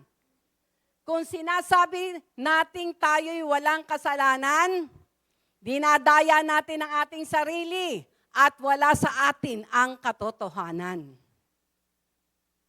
Kaya yung iba, kaya hindi sila naroon na talagang maranasan yung talagang paglilinis o pagbabago ng Diyos sa kanyang buhay, hindi niya i-acknowledge yung kanyang kasalanan. Na para sa kanya, hindi yung kasalanan. At nung naroon po na nabasa ko yan, no? Na kapag sinabi natin na tayo walang kasalanan, dinadaya natin yung ating sarili. Kapag dinaya mo yung sarili mo, hindi ka hihingi ng tawad sa Diyos. Hindi ka hihingi ng tawad sa Kanya. Bakit? Sinasabi natin, wala tayong kasalanan Di ba? At alam nyo, nung mabasa ko yan, nung makita ko yung katotohanan na yan, alam niyo, pinakita sa akin ng Panginoon kung ano ang kasalanan ko. Pangungupit sa bulsa ng pantalon ng tatay ko. Dahil kami pong magkakapatid, marami kami magkakapatid, 11 kami. Ang tatay ko kapag dumating sa bahay, pag hinubad niya na yung kanyang pantalon, isasabit niya na yun doon sa likod ng pintuan ng kwarto. Pag nakalabas na ang tatay ko, hindi lang naman ako, no? Kami magkakapatid, sunod-sunod na kami. Nakapila na kami. Dumudukot na kami. Siyempre, dahil bata ka pa, kontento ka na sa barya. Di ba? Kontento ka na sa barya. No? Yon ang kasalanan. Unang kasalanan ay pinakita sa akin ng Panginoon. Na nagpapahayag, maliit man o malaki ang kasalanan, kasalanan pa rin sa harap ng Diyos. Amen? Na kailangan na ihingi natin ng tawad. At ang sabi nga sa verse 9, siya ay tapat at banal na tayo'y patatawarin sa lahat ng ating mga kasalanan. Amen? Kaya makikita po natin, napakasimple. Ang instruction niya lang, humingi ng tawad. Ihingi natin ng tawad. Siya ay tapat at banal na tayo ay patatawarin. Kaya kung hanggang sa ngayon, hindi pa rin tayo makahingi talaga totally ng tawad sa ating kasalanan sa Panginoon. Kasi nga, ang sabi natin, wala naman akong ginagawang kasalanan Hindi naman ako nag-aano ng kapwa. No? Hindi naman ako nananamantala ng kapwa. Hindi naman ako nagmumura. Hindi naman, justify natin yung mga sarili natin. Hilingin natin sa Santong Espiritu na ipakita sa atin. No? Ipakita sa atin. Para talagang magawa natin yung sinasabi sa 1 John 1:9. Kung ipapahayag, kasi kailangan i-confess natin No? Kailangan talagang mula sa puso natin, ihingi natin ng tawad. At kapag po yun ay ginawa natin ng totohanan, ano ang sabi? Siya ay tapat at banal na tayo ay patatawarin at lilinisin sa lahat ng ating kalikuan. No? Magiging daan yun para makalaya tayo. Magiging daan. Minsan kasi, ang isang meron lang nakatakip No? Parang sa akin, yun nga, natatakpan ng pangungupit doon sa bulsa ng tatay ko na para sa amin, hindi naman yung kasalanan Tatay ko naman yun Di ba? Tsaka barya lang naman hindi man kami nangungupit ng buo Barya lang naman Pero alam niyo po, nung matanggal po yun, no? Yung parang nakadikit na yun, na pagdi-deny na wala akong kasalanan at ikinumpilsal ko sa Diyos, no? Alam nyo, grabe. Hindi na namin kailangang mangupit sa bulsa ng tatay ko. Bigla po siyang nagkusa, no? Bigla siyang nagkusa, no? May time nga po nun ewan ko kung lasing siya o pagdating sa bahay, pinagbibigyan kami ng pera, no? Dahil kami po magkakapatid, hati-hati kami ng trabaho. No? Yung mga nabigyan ng pera, katulad yung isa kong, ako, ang trabaho ko kasi sa amin maglaba. No? Maglaba, mamalengke. Ang nilalaban ko naman ay ay mga espesyal, yung mga pamasok, yung mga pang-alis. yung isa kong kapatid naglalaban ng mga shorts. Eh, biro niyo, 11 kami. Isang hubaran pa lang, 11 shorts na. No? Kaya talaga meron kaming division na flavor. Pero alam niyo, nung nagbigay po ang tatay ko, hindi na alam kung lasing siya, pero inabutan kami. Ako, yung inabot sa akin, ibinili ko ng washing machine. No? Yung isa kong kapatid, yung kasunod ko, ang trabaho niya kasi, tagalinis. Eh, may carpet yung ano namin noon, yung aming sala. Di hirap na hirap siya. Ang ginagamit niya, walis ting-ting. Nung inabutan siya ng pera, bumili siya ng vacuum cleaner. Basta kung ano yung trabaho namin, parang naging sa amin yun na magamit namin, At nung kinabukasan, nung maulian na, si tatay ko, nahanap yung pera. Pinakita naman namin yung aming mga binili, no? Wala naman nawaldas. No? Kaya, napakahalaga po na matanggap natin sa bawat salita ng Diyos na ating naririnig, may instruction po yan. Sa bawat pag-attend natin, may instruction na binibigay ang Diyos sa atin. Kaya yun yung ating abangan kapag tayo ay uma-attend. Hindi lang basta umattend tayo, na pagkatapos aalis na tayo, wag nating hahayaan, sabihin natin, Lord, hindi po ako papayag na hindi ko matanggap ang instruction at direction nyo sa pag-attend ko. No? Kapag ganun yung puso natin, ipopokus natin yung ating mga puso't isipan sa Kanya. Hihintayin natin yung kapahayagan niya sa atin. Amen? No? Hindi lang iyon. Yung kapayapaan. No? Simple lang. Simple lang ang instruction niya sa atin para magkaroon tayo ng kapayapaan. Alam niyo kung ano ang instruction? Sa Philippians chapter 4, verse 6 and 7. Be not anxious. Sa Tagalog. Basahin natin sa Tagalog. Kasi karamihan sa English ko kabisado eh. Huwag kayong mabalisa tungkol sa anumang bagay. Sa halip, hingin nyo sa Diyos ang lahat ng inyong kailangan sa pamamagitan ng panalangin may pasasalamat. Tingnan nyo po ito. Hingin ninyo sa Diyos ang lahat ng inyong pangangailangan. Lahat. Nakita niyo po, yung instruction ng Panginoon, hindi lamang konti, hindi lamang maliit, hindi lamang malaki, lahat. No? Ang sabi ganon, sa pamamagitan ng panalangin may pasasalamat. Kaya simple lang pala, para matanggap natin yung kapayapaan sa puso. Kasi ang susunod kasi dito, no, sa verse 7, tignan mo ang verse 7, Hendrix. At ang kapayapaan ng Diyos na hindi kayang maunawaan ng tao ang siya mag-iingat sa inyong puso at pag-iisip dahil sa inyong pakikipag-isa kay Kristo Jesus. Ibig sabihin, kapag pala naroon na ginawa natin tong panalangin na may pasasalamat, no, dahil may hiniling ka, pagkatapos mong hilingin, nagpasalamat ka na kaagad sa Kanya, ang sabi dito, ang kapayapaan na di kayang maunawaan, di kayang malirip ng ating kaisipan. Ano ibig pong sabihin nun? Ibig sabihin, kahit wala pa yung hiniling mo, dahil nagpasalamat ka na, no, ang puso po natin ay payapa. No? Hindi tayo mababagabag kahit wala pa yan. Dahil nagpasalamat ka na eh. Kapag nagpasalamat ka na, ibig sabihin, sineselyuhan mo na natanggap mo na ang hiniling mo sa ating Panginoon. Amen? Kaya simple lang, panalangin may pasasalamat para magkaroon tayo ng kapayapaan.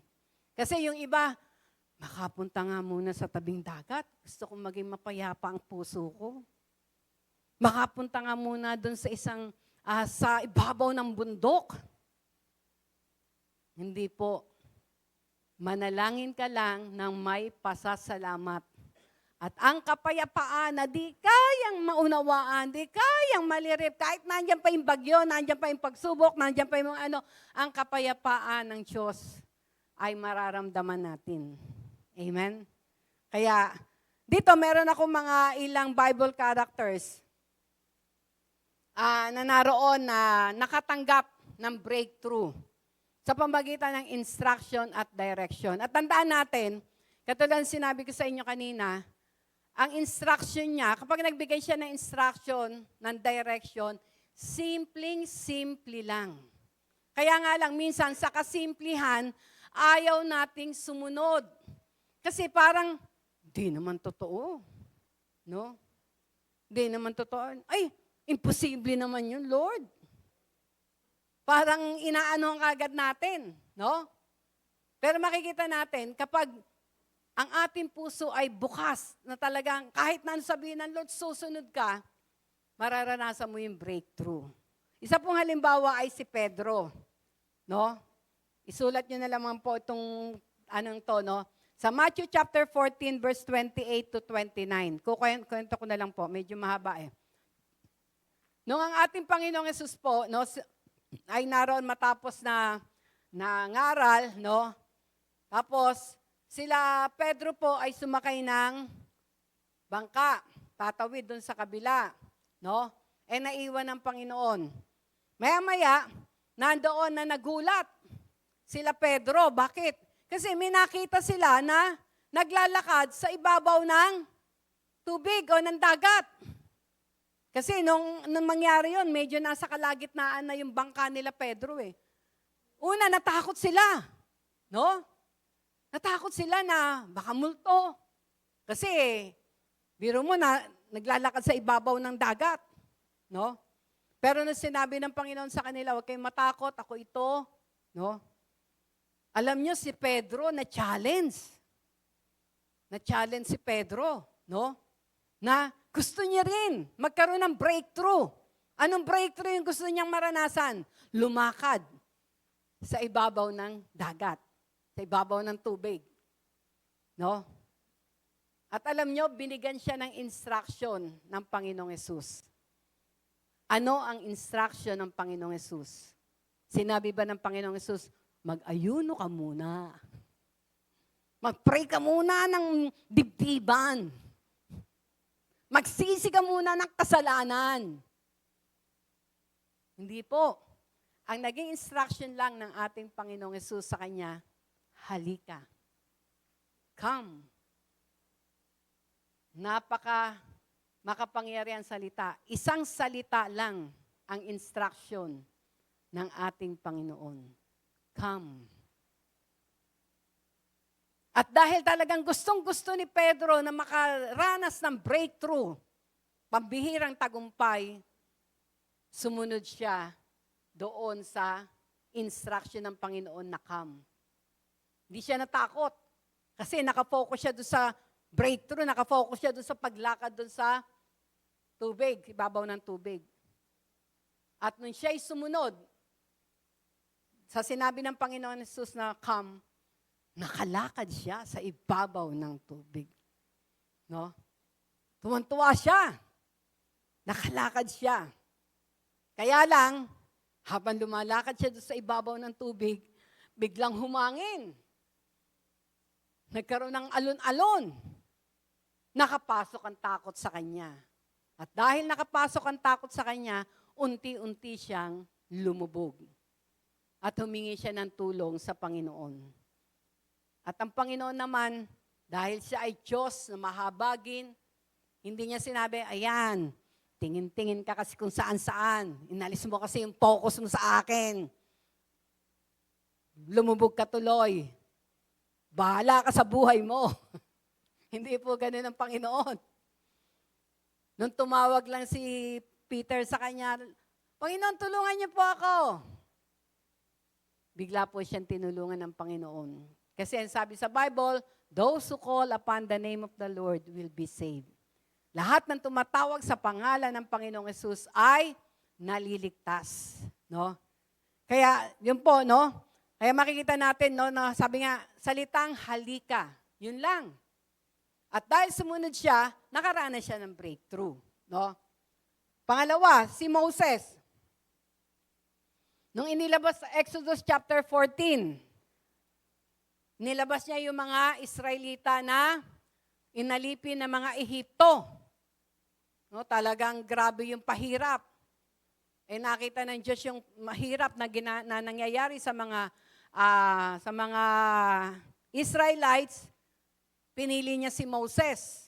Nung una, hesitant pa si Moses, parang alinlangan pa siya. Bakit ako utal ako? Paano ko sila mailalabas? Anong kapangyarihan ko? Anong magagawa ko? Isa lang akong tao na kung saan ay hindi kayang makapagsalita ng maayos. No? Pero alam nyo, bagamat gano'n na una, nagkaroon siya ng reklamo, pero sumunod pa rin siya sa Panginoon. At humarap siya sa Paraon. At dahil ang reklamo niya noon ay utal siya, sabi ng Panginoon sa kanya, o sige, bibigyan kita ng alalay, si Aaron. Si Aaron na naging person niya. Pagharap niya sa Paraon, na sinabi niya na inuutusan ako ng Diyos na ilabas ko ang mga Israelita. Nung una, ilang beses siya parang tinanggihan? 10, di ba? At dahil doon, habi nga, pinakita ng Diyos na talagang inuutusan niya si Moses, sa bawat pagtanggi ng Paraon, mayroong salot na nangyayari. At ang pinakahuling salot ay yung kamatayan ng lahat ng firstborn. No? Lalo na ng mga Ehipto. Yung mga anak nila, ang panganay, namatay nung dumaan yung salot ng kamatayan. Doon lang na yung puso ni Paraon na palabasin niyo na yan, paalisin niyo na itong mga Israelites na yan. At grabe na yung salot na ating naranasan dyan. Kaya sila ay tuwan-tuwa, lumabas sila ng Ehipto. No? At nung sila ay lumabas na, ang dami nila. No? Ang dami nila. Dala-dala nila lahat ng kanilang mga baka, yung mga anak nila, basta lahat-lahat, dinala ng mga Israelites. Pero habang sila ay naglalakad, nako, bigla na namang nagbago yung utak ng Paraon. No? Bakit ko ba pinaalis tong mga Ehiptong ito? Ay, itong mga Israelitang to. Sino magtatrabaho sa amin? Kasi mga Israelites ang inalipin nila eh. Gumagawa ng mga bricks, no? Sila yung gumagawa eh. Pinaalis. Di wala na. Yung mga tamad siguro itong mga Ehipto, masyado na silang umasa dun sa mga Israelites. Biglang natauhan yung Paraon. Pinahabol. Pinahabol dun sa kanyang mga sundalo. Habulin niyo ulit sila, papaligin dito. Walang magtatrabaho sa atin. No? At nung sila ay naroon na, sabi nga ay, humahabol sa mga Israelites, naku, nataranta ang mga Israelita. No? Kasi sa paglalakad nila, nandun na sila sa kalagayan, nasa harap nila ay yung dagat na pula. Doon sa kanilang kaliwa ay yung, sabi nga ay, wilderness o kagubatan. Tapos yung sa kanilang kabila naman, yung disyerto. Ibig sabihin, wala silang pwedeng taguan. No? Ang likod nila, yung mga sundalong humahabol. At dahil dito, nakaranas sila ng breakthrough. Inutusan ng Diyos si Moses. No? Dahil nung pagkakataon na yun, talagang sinisisi na nila si Moses, no? Kung ano-ano na sinasabi nila kay Moses, nilabas mo kami para mamatay lang kami dito, ganon, kung ano-ano na. At dahil doon, ang ginawa ni Moses, wala na siyang pwedeng tignan, ang harapan ay dagat na pula, ang kanyang kanan ay wilderness, ang kabila ay disyerto, at ang likod ay yung mga sundalong humahabol. Alam niyo kung saan tumingin si Moses? Sa taas, sa Diyos. Nag-inquire siya. Panginoon, ano po gagawin namin? Wala kaming tatakbuhan, wala kaming matataguan. Nagbigay ng instruction ang Panginoon sa kanya. Nagbigay ng instruction. At alam niyo ang instruction?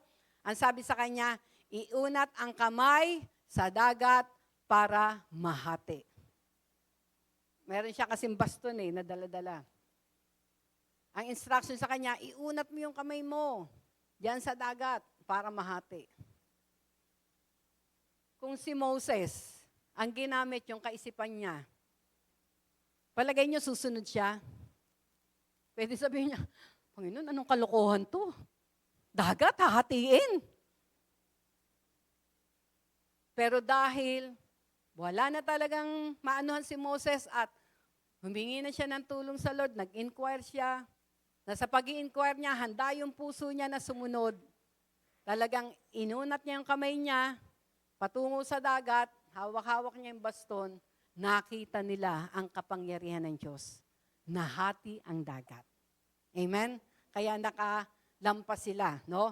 Nakatawid sila dun sa dagat na pula. At nung nakatawid na lahat sila, no? Ay naroon na yung mga kabayo, yung mga sundalo ni Paraon na sumusunod sa kanila.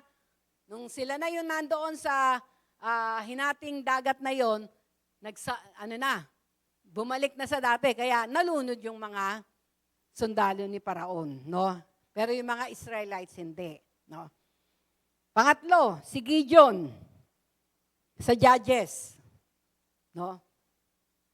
Nung sila Gideon ay naroon merong naroon na sasalakay sa kanila. Napakarami, no? Napakarami ng mga kalaban nila. Sila, ilan lang sila? Parang, kung halimbawa, kung ang kanilang kalaban ay 500,000, sila ay 100,000 lang. Kung ang gagamitin natin ay kaisipan natin, sinong mananalo? Yung 500 o 100? Ha? 500 kasi ang dami nila, mas marami sila eh. No? Kaya doon sa labanan na yon, ang ginawa ni Gideon, sumangguni sa Diyos. Ito'y matatagpuan natin sa Judges chapter 7, verse 14 to 16. Basahin natin yun sa bahay. Sumangguni si Gideon. At sabi niya, Panginoon, ano pong gagawin namin? Ang dami naming kalaban. 500,000 yung kalaban namin, kami 100,000 lang. Alam niyo, sabi ng Panginoon sa kanya, yung mga sundalo mo, tanungin mo kung sino yung takot sa kanila. Yung mga takot, pauwiin mo. Di nagulat si dahil sumangguni siya, ibig sabihin, handa yung puso niya na sumunod. Kaya nung tinawag niya yung mga sundalo, yung mga 100,000 na yun na mga sundalo, tinanong niya, sino dito ang mga takot lumaban dito sa ating kaway? Nagulat si Gideon. Ang daming nagtaas ang kamay. Yung 100,000, nabawasan ng napakarami. Alam niyo kung ilan yung nabawas? Ha? Almost 90,000. Ang instruction ng Panginoon sa kanya yung mga takot, pauwiin. Di nung umuwi, sabi ni Gideon, Panginoon, lalo kaming kumonte. Ang dami ng kalaban namin, lalo kaming kumonte. Tapos ang sabi ng Lord sa kanya, madami pa nga kayo eh. Marami pa nga kayo eh. Kasi baka pag lumaban kayo, nanalo kayo, sabihin nyo, dahil sa inyo, kaya kayo nanalo. Binigyan uli siya ng instruction. Ganito, yung mga natitirang hindi umuwi, mga natitirang hindi takot, dalhin mo sa ilog. Painumin mo sila doon. No? At nung sila ay sumunod si Gideon. Si Gideon sumunod. Kasi humiling siya ng instruction eh. Wala siyang dapat gawin kundi sumunod. Yung mga natirang sundalo, halikay sa ilog at tayo ay uminom para lumakas tayo. Nag-inuman. Habang umiinom sila, sabi ng Panginoon sa kanya, pagmasdan mo yung pag-inom ng mga sundalo mo, lahat ng uminom na parang aso, pauwin mo. At lahat ng uminom na hawak, gamit ang kamay, tapos ang sandata ay hawak sa kabila, siya lang mong itira. Siguro, kinakabahan si Gideon nung tinitignan niya. Halos lahat nakangudod doon sa Alam niyo natira kung ilan? 300. Kaya tinawag pong Gideon 300. No? Umuwi yung 9,700. 300 na lang sila. Ang kalaban nila, 500. Pero nung time na yon, doon sinabi ng Diyos, okay, makipaglaban na kayo. No? Sumugod na kayo. Pero kakaiba naman yung pagsugod na binigyan sa kanila ng instruction. Kakaiba. Kaya alam nyo, kapag natuto ka na humingi ka ng instruction sa ating Panginoon na simple lang kung magbigay ng instruction na minsan parang, Lord, totoo ba to? Alam nyo, naging instruction kila Gideon. Kasi 300 na lang 300 na lang sila Sabi ng Panginoon sa kanila, maggrupo-grupo kayo. 3 tagi-100, hiwa-hiwalay. Hiwa-hiwalay sila. At pagkatapos nun, hiwa-hiwalay sila. Alam niyo ang pinadala sa kanila? Hindi baril, wala pang baril nun Hindi mga sandata. Ang pinadala sa kanila ay mga gusi. Yung para mga palayok na gano'n na Yun. Tapos, gano'n ang At ang instruction sa kanila, mahintay nila yung go signal ni Gideon na sumigaw ng kay Gideon at sa Panginoon. No? Kaya nung nandun na sila sa kanilang strategic na pwesto, biglang sumigaw na si Gideon. At nung sumigaw si Gideon na para sa Panginoon at kay Gideon, sabay-sabay nilang binasag yung mga gusi o yung mga palayok na dala-dala nila. Di nagkaingay. Yung ingay na yon ang nagpatalo sa kanilang mga kalaban. Bakit? Dahil sa ingay na yon, nataranta yung kanilang mga kalaban. Sila mismo nagpatayan. Natapos ang labanan, walang ginawa sila Gideon, natalo yung mga kalaban, ang tagumpay binigay na sa kanila ng Diyos. Amen? Kaya ang sabi nga, di ba? Sabi nga, we are more than conquerors through our Lord Jesus Christ. No?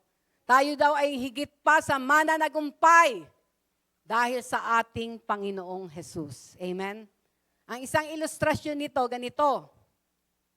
Si Manny Pacquiao, siya yung nakikipag-boxing doon sa arena at pagkatapos ng labanan, nanalo siya, di ba? At ang kanyang napanalunan, kanino niya ibibigay? Sa asawa, kay Jinky. Kaya si Jinky ang may hawak ng napanalunan. Hindi siya ang nakipaglaban, Si Manny Pacquiao ang binugbog. Pero si Jinky ang may hawak ng kung ano man yung ibinigay doon sa na-award kay Manny. Ganun po ang ating kalagayan sa ating Panginoong Yesus. Siya ang nakipaglaban doon sa krus ng Kalbaryo at ang katagumpayan ay ipinagkaloob na sa atin. Amen? Kaya kailangan nating sumunod.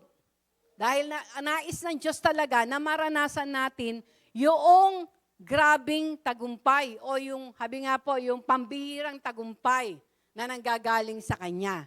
No? Kailangan lang talaga na sumunod. Isa pang halimbawa, yan.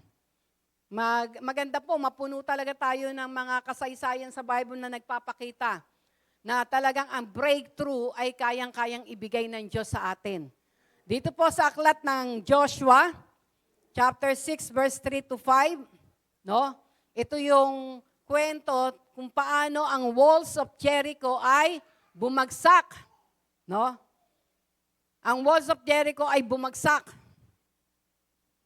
Dahil nung time pang yon, ang kalaban nila Joshua ay nandoon sa gated fence na yon. Nakuha ko yung nila, nasa gated fence ng Portugal. Parang walang sa kanya, si Saldico. Hindi basta-basta makapasok. Noong time na yon, ganun din.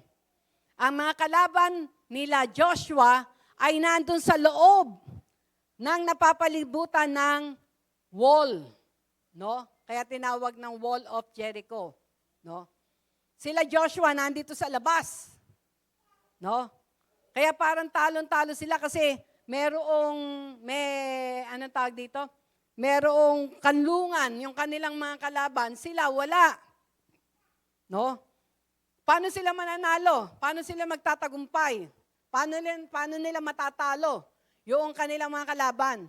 Eh yung pong wall na nakapalibot na yon sa Wall of Jericho, kakaiba. Sa atin, ang wall natin o yung mga bakod natin, maswerte na kapag gumamit ka ng D5. Pero karamihan, D4 lang, di po ba? No?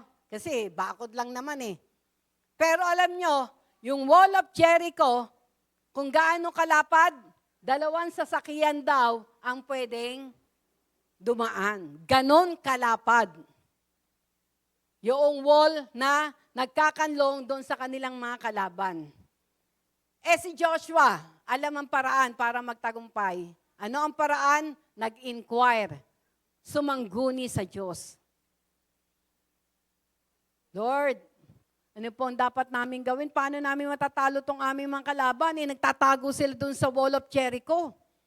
No? Hindi kami basta-basta makakalampas doon.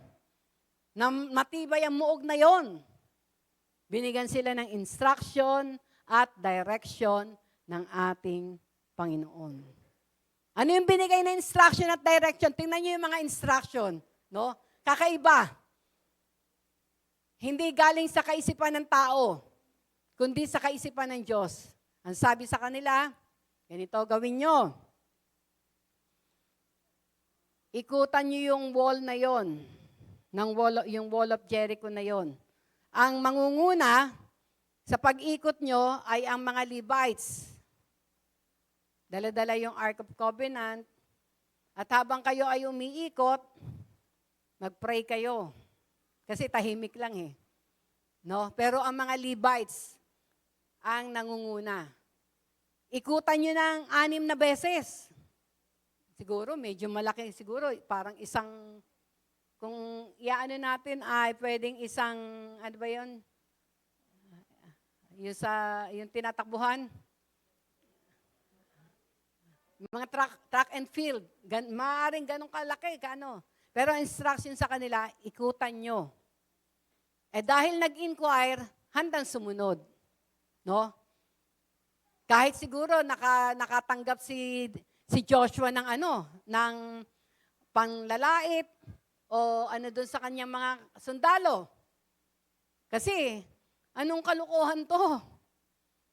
Iikot tayo, ang pag-ikot na sinabi ng Diyos, instruction sa kanila, 6 na beses ikutin. Aba, hindi to biro-biro. 6 na beses. Tapos tahimik lang sila habang umiikot. Sa ikapitong araw o ikapitong beses na pag-ikot, no? Ibig sabihin, 7 days. 7 days na silang iikot. Sa 6 days, isang ikot lang gagawin nila. Sa 7 days, yung pinaka-7th day, hindi lang isang ikot, 7 ikot ang gagawin nila. At pagkatapos ng ikapitong ikot, sabay-sabay silang sisigaw, pupurihin, no? Ang ating Panginoon. Sisigaw sila ng tagumpay. Kahit parang weird. Kasi kung isipin mo, parang weird di ba? Ang mahalaga, sumunod sila. At alam niyo, sa pagsunod sila, ano nangyari? Bumagsak ang Wall of Jericho. Hindi nila kailangan magdala ng piko, hindi nila kailangan magdala ng kung anong-ano. Ang ginamit lang nila, ang sinunod lang nila ay ang instruction at direction ng ating Panginoon. Amen? Kaya ito po ay isang paalala, no? Na kapag tayo ay nag-inquire tayo sa ating Panginoon, sumangguni tayo sa Kanya, see to it na una, handa mong tanggapin yung kanyang instruction. At pangalawa, handa mong sundin. Kahit nasabihin pa na parang imposible. Ang tinitingnan po dito ng Panginoon ay ang pusong sumusunod. Huwag na natin sabihin na, Lord, ginawa ko na nga yan. Hindi naman nagbunga eh. No? Hindi naman effective eh. Baka ginawa mo yun dahil sa sarili mo lang kagustuhan. Maging seryoso tayo ngayong taon na ito. Ngayon 2026, maging seryoso tayo na sumangguni sa ating Panginoon. Dahil magbibigay siya ng instruction at direction. Alam niyo po, ang church na ito ay hindi masisimulan kung hindi ako sumunod sa instruction ng ating Panginoon. Dahil ang lugar pong ito noon ay bukid to. Walang-wala. Sana kung katulad ng mga tinataniman na plain siya, hindi. Bukol-bukol lang anong dito. No? Mag-a-anniversary kami noon. Mag-a-anniversary yung church noon. Di ba pag mag-a-anniversary, maghahanap ka ng magandang lugar. Di ba? Talagang gusto mo doon sa maayos ang lugar, maluwag ang lugar, no? Noong time pong yon, doon kami nag-gathering dito sa yung clubhouse ng Nabare, no? Doon kami nag-gathering noon. Pero alam nyo, bigla pong nangusap ang Panginoon sa akin. Doon kayo mag-anniversary sa lupa. Dito nga po, no? Dito daw mag-anniversary. Nung una, sabi ko, Lord, paano kami mag-anniversary doon? Baku-baku pa nga. Walang instruction, walang ano. Tapos biglang nag-ano sa akin. Kahit na, basta mag-tent, kahit mag-tent na lang kami, basta doon kami mag-anniversary. Kasi yun ang sabi ni Lord eh. No? At dahil po doon, sinabi ko kay pastor, no, kay bishop, sabi ko pa, doon tayo mag-a-anniversary sa lupa. No? At natutuwa naman po ako dahil kapag nagbigay ng instruction ng Panginoon sa akin, sinabi ko kay bishop, sinabi sa mga leaders, walang tumatanggi. Parang handa lahat na sumunod. No? At alam niyo po, pag nakita ng Diyos yung pagsunod natin, bigla-bigla po, kasi noon, bago pa lang po kami dito noon eh, ang isang style ng aming evangelism ay nag-feeding kami. Isa po sa Parañaque, ang unang lugar na kung saan ay nag-feeding kami. Napakaraming bata doon, minsan 500 na pinakakain namin, no? Tinuturuan, no? Noong time pong yon, ang aming pong supporter ay yung aking mga kapatid. Hindi ako humihingi sa iba. Basta ang aking pong kapartner ay ang aking mga kapatid, no? At dahil po doon, uso na yata, ewan kung Friendster pa noon o ano, na i-upload na yung mga picture. Bigla po akong inutusan ng Panginoon na i-upload yung mga picture nung feeding doon sa Parañaque at ipakita sa aking mga kapatid. Kasi nga, sila yung supporter. Kailangan makita nila na may bunga naman yung kanilang itinutulong, di ba? Kaya kung halimbawa, tayo po ay naroon na parang kinonvict ng Lord na makapag-solicit nga kay lalo na po ngayon, kausapin niyo po si Ate Abby. Marami pong plano ngayon para sa evangelism. May feeding, kailangan natin talaga ng support. Kapag kayo po ay naroon na inano ng Panginoon na may naisip kayo, ay pwede kong lapitan si para masuportahan kami doon sa feeding program na gagawin. No? Kapag po kayo ay binigyan, ay mag-report naman kayo, ipakita nyo na ito yung ginawa, ito yung no? Ganun po yung ginawa ko noon. Sabi ko doon sa ate ko, ready na yung mga picture nung doon sa feeding program na ginawa namin doon sa Parañaque, tignan mo na. Sabi kong ganun sa ate ko. At alam niyo, nung tinitingnan po niya yung mga picture na pinadala ko, bigla pong sumilip yung bayaw ko. Sinilip na ganun. At alam niyo, nung sinilip ng bayaw ko, yung mga pictures, nangusap ang Diyos sa kanya. Alam niya kung ano sinabi ng Panginoon sa kanya? Ibigay mo ang unang sahod mo. Ang sahod niya po ay $2,000. Di sa pera natin, 100,000 na yun. No? Bigla po sinabi ng ate ko, sabi niya, nag-commit ang Kuya Dodong, sabi ganun. I-pledge niya raw yung yung 100,000 para magamit nyo. Alam niyo, tuwan-tuwa po ako. Kasi 100,000 kaagad, no? Kinausap ko to sila Kuya Perdi, yung mga tatay, di po ba? Alam niyo kung ilang araw na lang yung anniversary? Almost 10 days na lang yata. Oh, halos 1 week na lang, mag-anniversary na. Eh dito kami pina-anniversary ng Lord. Dito sa lupa na ito, kung titignan nyo noon, napaka-imposible na mag-anniversary dito. Wala kang comfort na mararanasan. No? Ni hindi mo yata maitatayo yung upuan na yan ng ganyan. Dahil nga bako-bako. At alam nyo, nung sinabi yon ng ate ko, no? Miniting ko kaagad yung mga tatay. Sabi ko, tay, kaya po ba natin? Kasi doon tayo pinag-anniversary ng Lord. Kaya po ba natin maggawa ng structure? No? Sabi nila, Kuya Perdi, ng mga tatay, kayang-kaya po. No, iba talaga kapag sumunod ka kasi magkakaroon ka ng excitement eh. No? Magkakaroon ka ng excitement sa puso mo. Eh paano ko naman na ano yung pera? Eh wala pa nga, ipe-pledge pa lang. Binigyan po ako ng wisdom ni Lord noon. Kinausap ko si Kuya Romy. Nilapitan ko, Kuya Romy, pwede niyo po ba akong pautangin ng 100,000 para magkaroon lang tayo ng ano doon sa ano kasi mag-anniversary na. Sabi, noong time pong yun, nag-iipon si Kuya Romy ng dollars. Sabi ko sa kanya, dollars ko po ibibigay sa inyo. Kasi nag-pledge po yung bayo ko. Umuo siya. Kaya tuloy-tuloy. Yun nga po. Tulong-tulong, mga nanay, nagluluto ng pagkain ng mga tatay, yan sila Kuya Perdi. At nakakatuwa po, hindi lang basta kung ano lang, alam niyo, bakal ang naging structure pa dito. No? Kaya makikita natin, kapag sumunod tayo sa sinabi ng Panginoon na para bang imposible, huwag mo isipin yung imposible. Ang mahalaga, sumunod ka sa instruction ng Panginoon.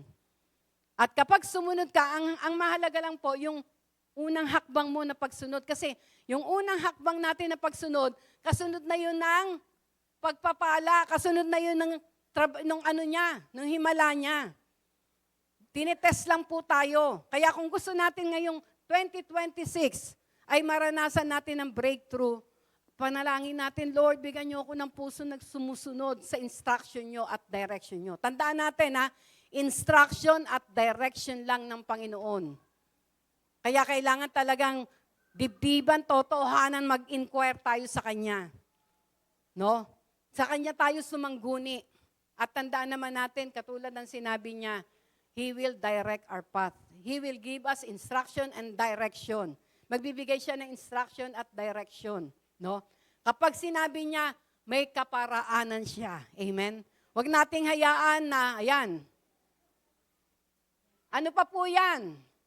Kumbaga may development na yan. May development na yan. Kasi, ano pa lang yan, ang tawag dito? Basta mahalaga, may bubong kami, may stage kami, tapos, ang tawag dito? Wala pa po yung mga kawakawayan na yan. Basta bubong lang at saka tapos nagawa ng stage sila Kuya Perdi. Tapos pinatag yung yung harapan. Ganyan po yung yan. Medyo malaki na po ang dyan, ang development, no? Ha? Oo, ano pa lang, no? Kaya napakaganda po nung ginawa dito ng amin pong kasaysayan sa lugar na ito, no? Talagang nakita po namin yung pagsama ng Diyos sa pamagitan ng pagsunod, no? Kaya yun nga po, unti-unti. At katulad nga po ng pinatotoo ko sa inyo, no? Bakit nagkaroon ng building na yan, no? Bakit nagkaroon ng up and down? Dahil sa pagsunod naman ni Pastora Chic, no? Na merong hinipo na Koreano, nagbigay ng 1 milyon, ayan, naipagawa natin yan. No? Kaya makikita natin, sa bawat pagsunod natin, kasunod na ang himala. Kasunod ang pagpapala. Kasunod yung kagalingan. Kasunod, basta ang mahalaga, yung pagsunod. No? Yung pagsunod na kahit minsan di natin maintindihan. Pero kapag sumunod tayo ng taos sa ating puso, doon natin makikita yung pambihirang tagumpay na nanggagaling sa Kanya. Amen? No, kaya napakahalaga nun. Yung number 3 natin, sumunod sa timing ng Panginoon. Ang sabi nga, God's time is always perfect. May mga pagkakataon na kapag nagbigay siya ng instruction, now, ngayon. Yan ang kailangan mo sundin, ngayon na. Pero meron naman siyang instruction naman, direction na nangangailangan ng timing. Na kung saan, habang hinihintay mo yung kasagutan o hinihintay mo yung nung pinangako ng Diyos sa iyo, no? Piniprepare niya yung puso mo. Po? Kaya napakahalaga nun na maghintay tayo ng timing, sumunod sa timing ng Panginoon. Huwag tayong manguna. Kasi katulad halimbawa sa isang puno na may mga bunga. Kapag ang bunga na ito, nakita mo, ang daming bunga, no? Masyado kang agresibo. No? Ayaw kang maghintay ng tamang season. Yung ginawa mo, yung bungang yan, pinitas mo na kaagad. Hindi naman hinog. Ano mangyayari? Pakikinabangan mo ba yon? Kahit ibabad mo pa yan sa, ano mo pa yan doon sa, karburo. Dahil hindi tamang hinog, hindi siya mahinog, madububulok lang siya. Kaya napakahalaga po ng timing ng ating Panginoon. Ang sabi nga sa Isaiah 60 verse 22, basahin natin. Isaiah 60 verse 22. Anong sabi doon? Goy? Sunod na yun. Wala pa. Yan. Isaiah 60 verse 22, ang pinakamaliit na lipi nyo ay dadaming mainam, at ang munting bansa ay magiging makapangyarihan. Ako si Yahweh na kaagad tutupad sa aking mga pangako kapag dumating na ang takdang panahon. Yan, kaya meron timing. No, matuto tayo na hingin natin, ang sundin natin ay yung timing ng ating Panginoon. Kasi ang sabi sa Ecclesiastes 3 verse 11, tingnan natin, ano ba ang sabi ng Ecclesiastes 3 verse 11? No? Kapag tayo ay talagang nasa timing ng Diyos, inaangkop niya ang lahat ng bagay sa tamang kapanahunan. Ang tao'y binigyan niya ng pagnanasang alamin ng bukas, ngunit hindi binigyan ng pagkakaunawa sa ginawa ng Diyos mula sa pasimula hanggang sa wakas, no? Sa King James Version po, ang sabi ganon, He makes all things beautiful in His time. Yan, He had made everything beautiful in His time. Kaya napakaganda po na timing ng Diyos ang ating sundin. Dahil kapag timing ng Diyos ang ating susundin, makikita po natin na yung plano at kalooban niya ang mangyayari at magaganap. No? Sa Luke 23 verse 43. Luke 23 verse 43 naman. Tingnan natin.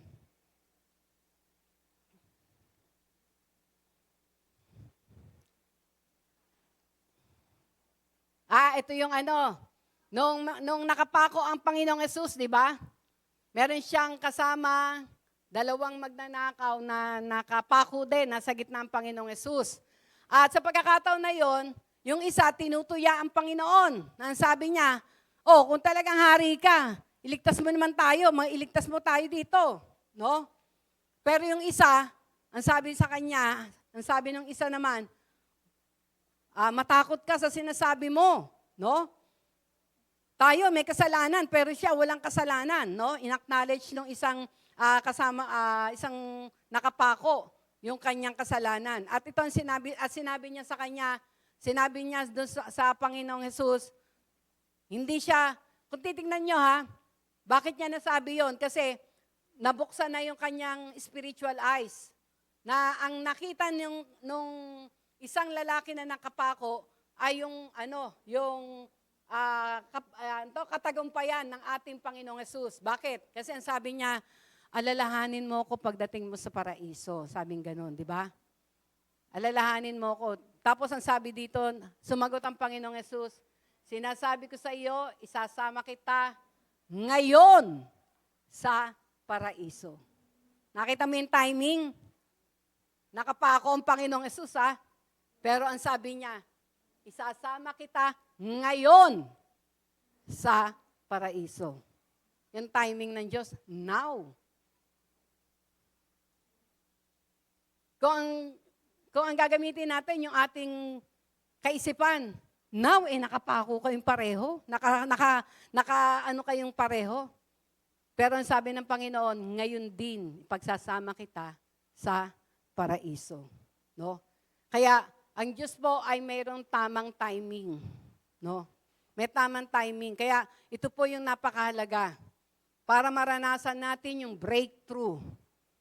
na sabi nga tema ng Diyos na inilagay ng Diyos sa puso po ni Bishop para ibaba sa atin. Nais ng Diyos una, sumangguni tayo sa Kanya. Sa pamagitan ng Kanyang salita. O kung bukas yung ating spiritual na tenga, nangungusap po ang Diyos sa atin. In a small, still voice. Magugulat ka na lang dahil may maririnig ka.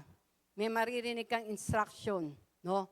Sumangguni tayo sa ating Panginoon. Pangalawa, no, sumunod sa instruction ng ating Panginoon. Pangatlo, naroon na anuhin natin yung timing ng ating Panginoon. Napakahalaga ng timing ng ating Panginoon, no? Dahil He makes all things beautiful in His time. Amen? No? Ang timing ng Diyos ay iba sa timing natin. Alam niyo isang patotoo, yung paglabas po ng aming pang-anim na apo, sino nakakita na? Ipinost na ni Sister Iyay, yung aming pang-anim na apo. No? Sa timing ng natural na panganganak, dapat ay 39 weeks, di ba? 39 weeks. Pero alam nyo, lumabas po yung aming pang-anim na apo, si Rafael Vito, ng 37 weeks lang. No? 37 weeks. Pero siyempre, si Iyay bilang ina, gusto niya talagang ma-full term niya. Pero may timing ang ating Panginoon. No? May timing. At lumabas nga po nitong January 23. At kung makikita niyo yung post ni Iyay, He makes all things beautiful in His time. Napaka-pogi ng aming pang-anim na apo. Amen? No? Kaya makikita natin, kailangan itong mga bagay na ito'y talagang isik natin sa ating Panginoon. Yung timing niya. No? Lord, tulungan niyo po ako na lumakad sa timing niyo. Hindi sa timing ko. No? Dahil alam ko na sa tamang timing mo, you will make all things beautiful in your time. Amen? Alam niyo ako, prayer ko ngayon, yung timing ng Diyos sa buhay ng aming bunsong anak. Na alam ko, dahil sinabi nga, Jeremiah 29:11, that His plan for us is a plan of peace and not of evil, that He might have an expected end. Merong partner talaga na nakalaan para sa Kanya. And I'm praying for that, no? Lord, yung timing nyo. Yung timing nyo na mabubuksan yung Kanyang mata. Praise the Lord, kasi hindi siya yung sugot ka agad na gusto ko lang magka-boyfriend. Kasi pag hindi timing ng Diyos, wala naman, parang walang, may dalaga ba dito? O meron pang binata? Wala? Taas ang kamay. Yung wala pa asawa. Ayan. Yan. Alam nyo, huwag kayong matakot. Huwag kayong matakot. Kasi, katulad sinabi nga ng Panginoon, di ba? He makes all things beautiful in His time. No? Huwag kayong matakot na, hanggang ngayon wala pa akong boyfriend. Alam niyo kung tutuusin, yung pong boyfriend, girlfriend na yan, na way, hindi po, ako sa pananaw ko, hindi yan parang kaparaanan ng Panginoon. Bakit? Kasi kapag nag-boyfriend ka, lalo na wala pa sa edad, kinukulong mo yung sarili mo. Kinukulong mo yung sarili mo na imbis na makita mo yung iba, hindi mo na pwede makita. Kasi ikinulong mo na yung sarili mo eh. No? Hayaan mo na maging panalangin mo, Lord, alam ko meron kang plano na maganda para sa akin. You make all things beautiful in your time. Na kahit ikaw magugulat ka. No? Alam niyo si Pastora Chic? Yung pagka niya kay Pastor Albi, kahit kami, nagulat kami kasi nasa US kami, nagpunta kami ng US. Pagdating namin, magkakasalan na. Hindi kailangan yung parang ang tagal, kailangan makilala ko siya, no. Kapag plano ng Diyos, Basahin niyo ang Bible. Si Isaac, kung paano pinili siya ng Diyos. Ipinili siya ng Diyos ng kapartner. Kung paano ang Diyos ay naroon na ipinakikita o inaano yung magiging kapartner sa buhay. No? Kaya, sabi nga ay, let's always pray for God's timing. You make all things beautiful in your time. Dahil kapag hindi timing ng Diyos, sugod ka ng sugod, talagang makakaranas ka ng hindi maganda. But if you learn how to talagang isik yung timing ng Diyos, He makes all things beautiful in His time. Amen? Alam niyo isang patotoo, last na po ito, kung paano kami nakarating hanggang sa ganitong kalagayan. Dumating po sa punto na manhikan. Nagbigay naman ng Lord sa amin ng go signal. No? Ni Bishop, siya po ay nagpapastor nun sa Tarlac, ako ay nasa Pasig, pumupunta sa Sapampalay, nagpapunta ng Laguna. Dumating po sa punto na binigyan kami ng go signal na na magpakasal. Kaya namanhikan sila, no? Ako po sa totoo lang po, si Bishop po, sabi nga, hindi ako nagka-crush sa kanya, hindi kasi nakafocus ako nun sa sa training ng discipleship training . Pero nakatanggap po ako ng salita ng Diyos nung ako'y mag-quiet time. Alam niyo kung ano yung word na yon? Nasa 1 Corinthians, 2 yata ang sabi doon, therefore confirm your love toward Him. Tapos nag-flash yung mukha ni Pastor, sabi ko, love, hindi ko naman love. Na how can I confirm my love toward Him? Nagkaroon na po ako ng tanong. Meron kami spiritual father. Siya po ngayon yung spiritual, ng Jesus Reigns Ministry. Si Bishop Javier, no? Humingi ako ng payo sa kanya. Sabi ko, Pastor, kasi nagpapastor na po siya. Nag-quiet time po ako, ito yung binigay ng Lord sa akin. Tapos, may pinakita. Sabi ko, may pinakita. Sabi, sino pinakita sa iyo? Tapos alam niyo, nung sinabi ko yung pinakita, nag-confirm sa kanya. Kasi si pastor pala, si bishop pala, sa kanya nagsasabi. No? Ganon. Kaya makikita nyo, kapag ng Panginoon, meron siyang kaparaanan. No? At dumating sa punto, na binigyan din kami ng Lord na kaya parang inano po kami ni Bishop Vincent Javier, parang inalagaan, no? Kasi alam nila noon, meron akong crush sa leadership. Nilalayo nila ako palagi doon, no? Nilalayo nila ako palagi doon. Kasi ito rin po yung tinest ng Lord, no? Nag-testify na tuloy ako. Dito ako tinest ng Lord. Ako po kasi, kumbaga nung nag-aaral po ako sa Mapua, hindi naman ako showy, hindi ako pero meron po akong crush noon. Ako po ay chemical engineering. Yung crush ko ay civil engineering. Nagkataon noon, taga Kapitolyo. Ako taga Orambo. Parang nagkakasabay kami minsan sa sa pagsakay ng bus, papuntang Mapua, ganon. Hanggang sa nakilala niya rin ako, nakilala ko rin siya, ganon. Pero kasi ako po noon, kapag crush ko, kapag hindi nakatingin, tinitignan ko. Pag tumingin, yung ba mga ganon, no? Ganon po yung ko noon, no? Tapos, kapag nagsisimba, pareho po kami pinupunta ng simbahan doon sa St. Francis, no? Yung pong kabisado namin yung kanilang upuan, katulad yung iba, yung mga parang regular na inuupuan nyo. Pero silang regular na inuupuan na mag-anak. Tapos kami naman dito sa may likuran, no? Kasama ko yung tiya ko, yung mga kapatid ko, yun.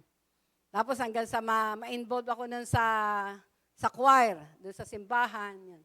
Basta parang kontento na ako na nakikita ko lang, ganyan lang yung style sa akin. No? Alam niyo po, dumating sa punto, nung tanggapin ko ang Panginoon sa aking puso bilang Panginoon tagapagligtas, syempre, ang naging first love ko noon, ang Panginoon. No? Siya yung naging first love ko. Hanggang sa may nakilala po ako, nag-working student ako, na nagtrabaho ko doon sa Alcon Laboratory, kasi doon po nagtatrabaho yung tiya ko, pinasok kami. Meron taga DBP, si Sister Alma, sa, navigator siya, ma-attend noon. Nung malaman niyang Christian ako, nag-volunteer siya na parang i-disciple ako. No? Binigyan niya ako ng time, na may time na kapag ay pinupuntahan niya ako doon sa amin, nandun kami doon sa Kapitolyo, yung sinabi ko sa inyo may park, doon kami naroon, doon niya ako tinuturuan. Ang unang-unang verse na pinakabisa niya sa akin ay yung Galatians 2:20. Ang sabi doon sa Galatians 2:20, I have been crucified with Christ, nevertheless I live, yet not I, but Christ liveth in me.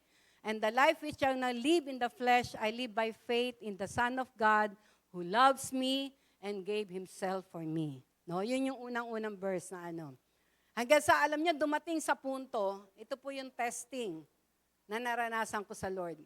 Habang kami po ay nagba-Bible study doon sa Kapitolyo,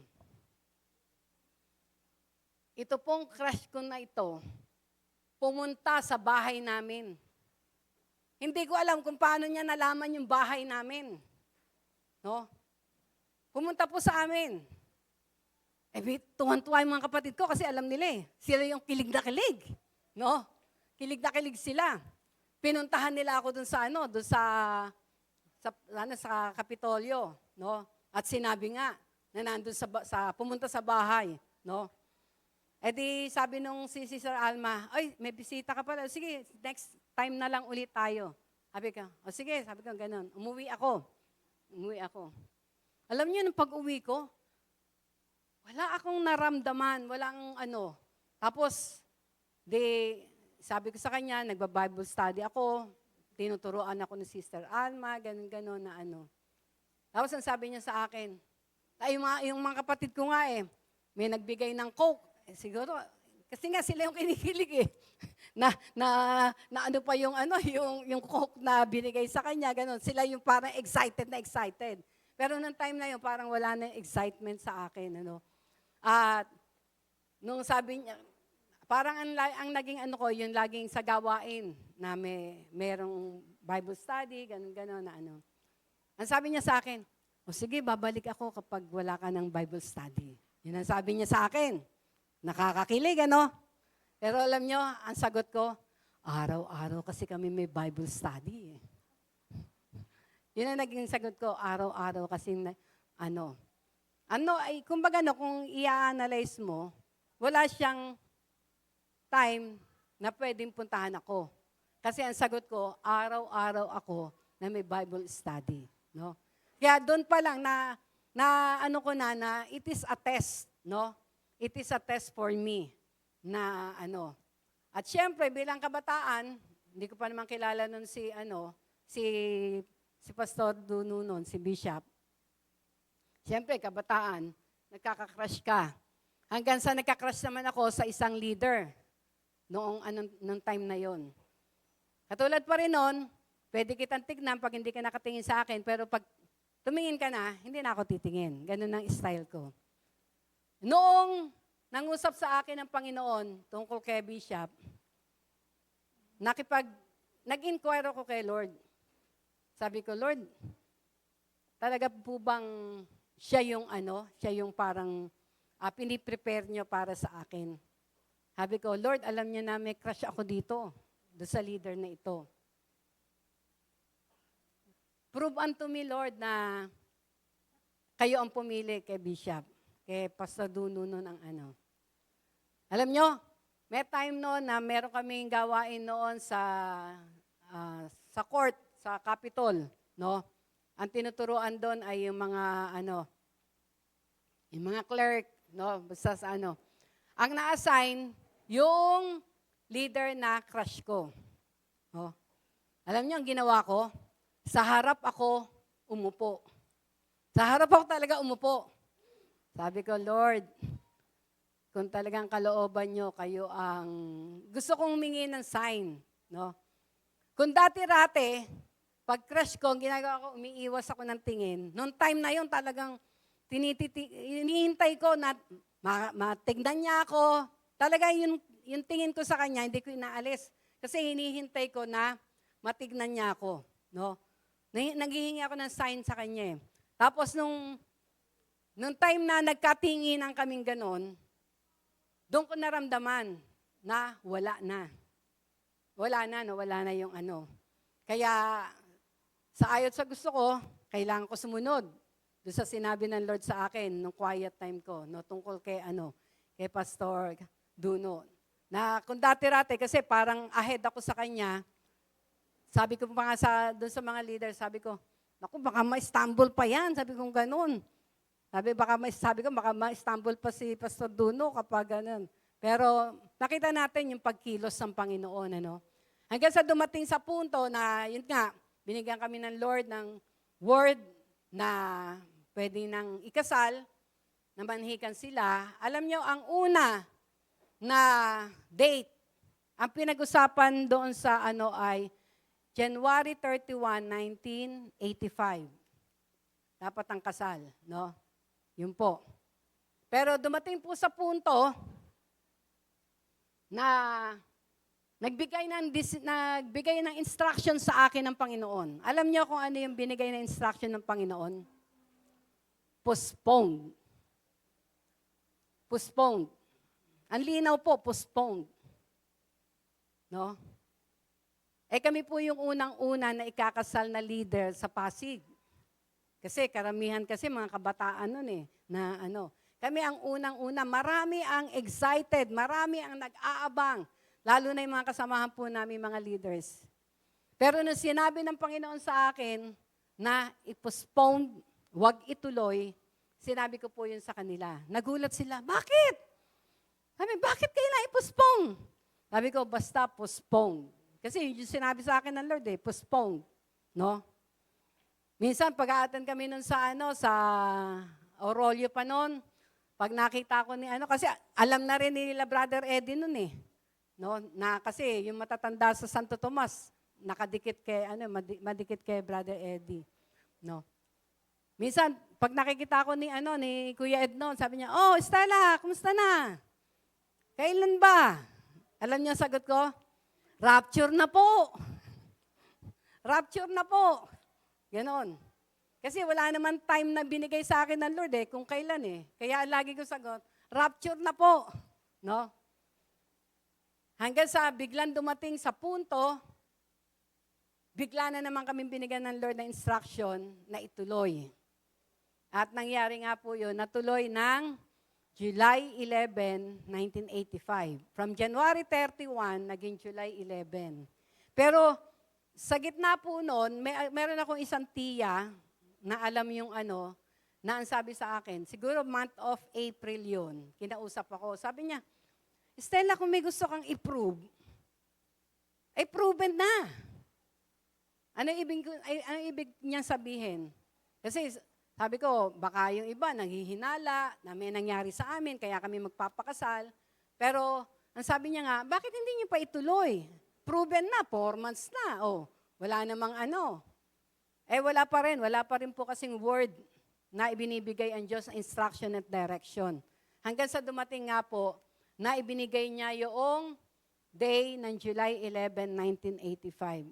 Kasi alam nyo, natuto po ako na sa lahat ng aking hahakbangin ay nag-i-inquire ako sa Panginoon. No? Ni ko yung kanyang instruction at direction. Siyempre, sa kasalan, lalo na kami po yung unang leader, nangangailangan niya ng budget, di ba? Nangangailangan niya ng budget. Kumbaga ayaw naman namin maging pabigat. Sa amin po, ako personally, ibinigay po ng Diyos sa akin yung salita na ilang tinapay meron ka. Ito po yung ng miracle of multiplication ang Panginoon. doon sa 4,000. No? Kasi nung time na yon, marami ang sumusunod sa Panginoong Yesus at na medyo alanganin na yung oras, na problema na yung mga alagad eh. Sabi niya, Guro, ito pong mga tagasunod nyo, pagod na, gutom na, anong gagawin natin? Anong papakain natin sa kanila? No? Wala naman tayong pera para bumili, para pakainin yung mga yan. Anong sabi sa kanya ng Panginoon? Ilang tinapay, meron ka, ganun. Yun po yung word. Si Bishop, ganun din po. Yung sa miracle, yung 5,000 naman. Nung mag-usap kami, ang sabi namin, kailangan, kung ano lang ang meron tayo, yun lang ang gagamitin natin. No? Kung ano lang yung meron tayo, yun lang ang gagamitin natin. At siya ang gagawa ng himala. No? At nung time pong yon, binigyan kami ng tatay ko ng authority na pangunahan yung welding shop. Kasi nagbukas ng welding shop ang tatay ko. At yung pinsan ko ang gumagawa. Pero yung kapamahalaan, ibinigay sa amin. No? Unang kontrata na natanggap namin, ang aming kikitain ay 2,000. Yun yung unang kontrata, no? Kaya yung 2,000 na yun lang ang ginamit namin para dun sa kasal. Ang tatay ko, nung time na yon, may alagang baboy. May alaga siya, may mga ano siya. Pinaano niya yun sa akin na gamitin o ipanghanda. Pero alam nyo, pwedeng, hindi ko alam kung nayabangan o nainis o nagalit ang tatay ko sa akin, pero hindi ko tinanggap. No, hindi ko tinanggap. Ang sabi ko, Tay, ito lang pong ang gagamitin namin. Yung kinita namin doon sa welding shop. Ito lang po ang gagamitin namin. Hindi na po namin gagamitin yung baboy. No? Di sa madalit sabi, ako pa nga ang namalengke nun eh. Yung tiyo ko ang nagluto. Yon. Kasi ako naman, yung time na yon, ang feeling ko, magkukrusade kami. Magkukrusade kami kasi kami yung unang ikakasal eh. Parang unang makaka-witness ng Kristiyanong kasalan. Si Brother Eddie kasi, every time na laging merong pagpapatanggap. No? Kaya ang feeling ko noon, magkukrusade. At yun nga po, sa madalit sabi, yun lang 2,000 na yon ang ginamit namin, pinaluto namin, yung tiyo ko nagluto, yan. After ng kasal, alam nyo, pagharap namin, pinaharap na kami doon sa mga ang dami. Mahigit 200 ang umattend. No? Ang dami, kasi nga first time na di pagdating sa bahay, ang tatay ko, problemado. Kasi alam niya, yun lang yung pero alam nyo, sa himala ng Diyos, pinakain yung ganong karaming tao sa halagang 2,000. Basta po tayo ay sumunod sa instruction ng Panginoon, kahit kailan, hindi niya tayo ipapahiya. Amen? Kaya napakahalaga po, no? If we inquire, kapag tayo ay sumangguni sa Kanya, nagbigay siya ng instruction at direction, sumunod ka, hindi ka niya ipapahiya. Mararanasan mo pa ang breakthrough sa buhay mo. Amen? Mararanasan mo ang breakthrough sa buhay mo. I-analyze nyo si Noah. Si Noah nung inutusan ng Diyos na gumawa ng arko. Hindi arkong papel. Arkong napakalaki. Napakalaki nung kasi biro niyo, nakapasok yung pair ng ng lahat ng klase ng hayop, di ba? Gaano kalaki yon? Imagine niyo, gaano kalaki? Ilan silang gumawa? Ilan silang gumawa ng arko na yon? Pamilya niya lang. Siya lang. Ang asawa niya kasama, yung 3 anak na lalaki niya, si Shem, si Ham, si Japet, pati mga asawa, 8 lang silang gumawa. Bakit? Pinagtatawanan sila. Walang maniwala sa kanila. Walang maniwala kay Noah. Walang maniwala kay Noah. Kasi sabi ni Noah, uulan, babaha, ganon. Ang init-init, ang ganda ng panahon. Pinagtatawanan sila habang ginagawa nila yung arko. Pero, dahil si Noah ay nakakatanggap ng instruction at direction ng ating Panginoon, ano ang nangyari? Natapos nila yung napakalaking arko. Tandaan natin, walang tools noon. Walang mechanical tools noon. Lahat ay, ano lang, wala pa yatang martilyo noon. Wala pang pako noon. Di ba nakita niyo yung mga huli noon? Gagawa lang sila na yun ang parang nagiging pako, yung kahoy. Di ba? Tumanggap lang si Noah ng instruction at direction. At alam niya yung instruction at direction ng Panginoon, kung babasahin nyo, sa aklat ng Genesis, kung paano ginawa nila Noah, lahat may sukat. Kung gaano kalaki, kung gaano kataas, kung saan nilalagay yung mga bintana, lahat yan. Detailed by detailed, pinakita ng Diyos. No? Kaya makikita natin, kapag sumunod ka, katulad ng sinabi nga sa aklat ng Efeso, we are God's workmanship, created in Christ Jesus to do good works, which are prepared in advance. Nakahanda na po ang lalakaran natin. Nakahanda na po ang ating mga gagawin para sa ating Panginoon. Ang gagawin lang natin, sumunod sa Kanya. At sa pagsunod natin sa Kanya, doon natin makikita ang Kanyang kapangyarihan. Ibabalik ko, nung kami po ay ikasal noong July 11, 1985, si Pastor po noon ay nagpapastor ng Tarlac. Siya ang may hawak doon. Kaya siyempre, kami, ang preparation namin, sa Tarlac kami, magpo-full time. Sa Tarlac kami, titira. Kasi, doon nagpapastor si Bishop. Pero, 1 week pa lang kaming nakakasal, bigla po kaming binigyan ng instruction. Pumunta si Ate Resi Abalo sa bahay, siya po ay yung parang second kay Kuya Ed noon, sa pangunguna noon sa Jesus is Lord. Sinabihan kami, sabi sa akin, Stella, puntahan mo si Duno sa Tarlac. Sabihin mo, pupunta kayo ng Mindoro. Dahil ang Mindoro ay naghahanap ng bagong kasal na leader. Kasi po sa Mindoro noon, kapag may pinadalang pastor, after 6 months, papalitan uli.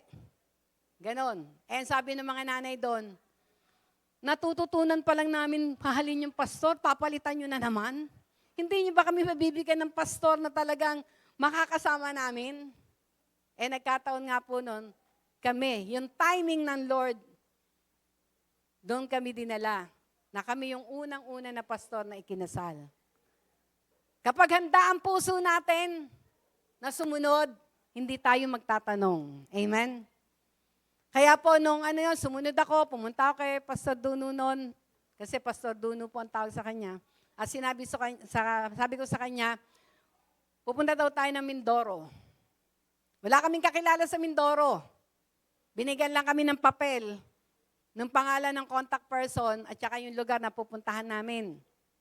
Ganun po. No? At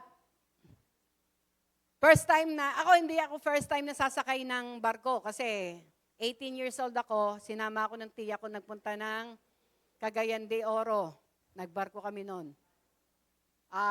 Nung sumakay po kami ng barko papuntang Calapan, alam niyo, pagbaba ko dun sa pier ng Calapan, may biglang pinaalala ang Panginoon sa akin. Dahil may time po noon na ako ay nagko-quiet time, meron pong salita ng Diyos na nangusap sa akin. Na ang sabi doon sa salitang yon, dadalin kita sa lugar na alam mo ang salita. May verse po yun. No? Talagang nag-rema yun sa akin. Nagtanong pa nga ako doon sa kapatid ni Brother Eddie. Sabi ko, may word po na nag-ano sa akin. Sabi ko, nangusap sa akin, nadadalhin ako sa lugar na alam ko ang salita. And sabi naman sa akin, totoo yung sinabi sa iyo ng Panginoon. Pero may timing. Yun nga po yung sinasabi ko sa inyo. Kailangan malaman natin yung timing. Na ang sabi nga niya sa akin, ipiprepare ka niya.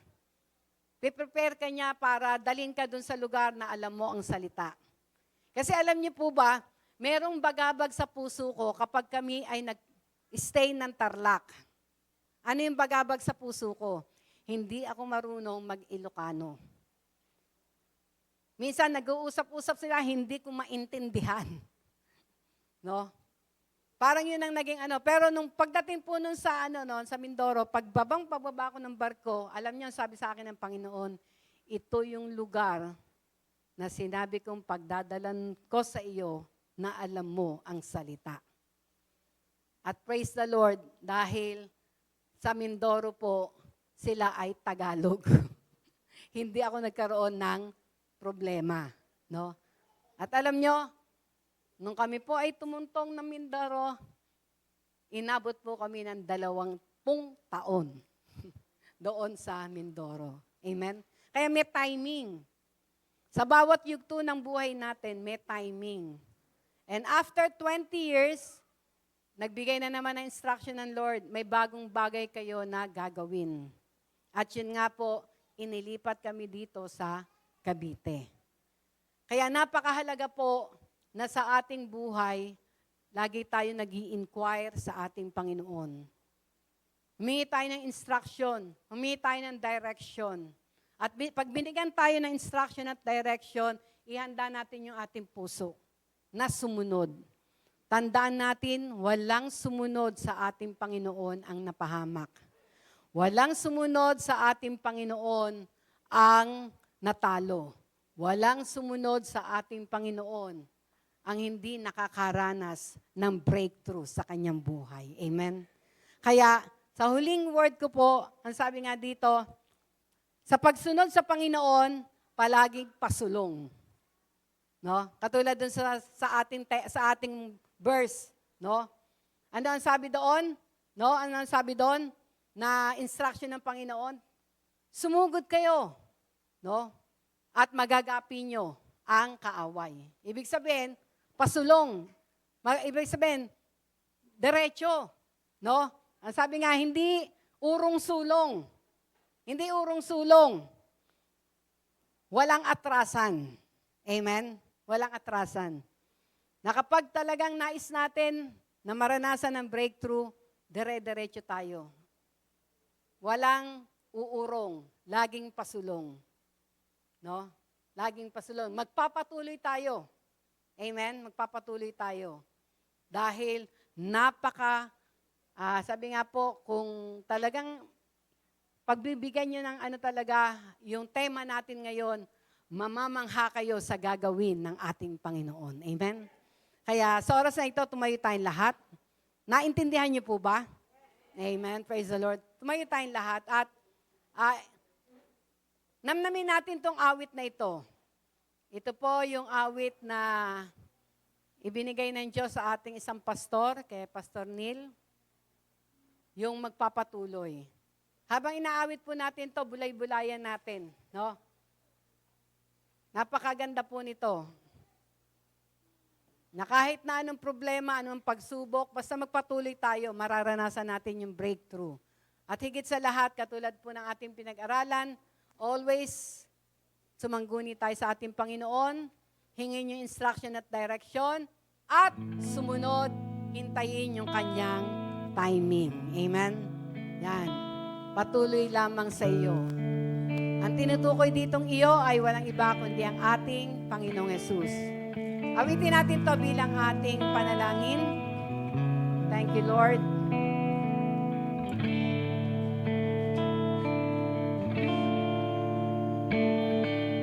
Ikaw ang aking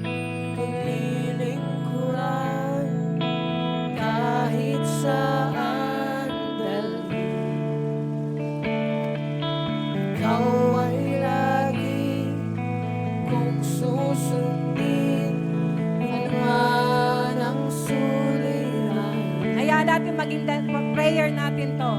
At ay aking kakayanin pagkat ikaw ay kapiling sa bukid man ng panahon mananatili sa'yo, Panginoon.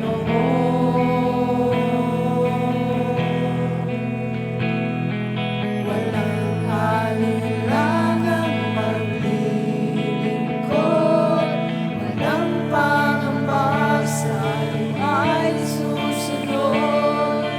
Hindi susuko at hindi hindo, patuloy lamang sa iyo, Panginoon.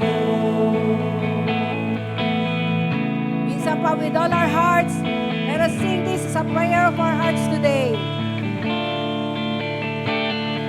Ikaw ang aking paglilingkuran kahit saan dalhin. Ikaw ay lagi kong susundin, anuman ang suliranin. Lahat ay aking kakayanin pagkat ikaw ay kapiling, subukin man ng panahon, mananatili sa'yo, Panginoon.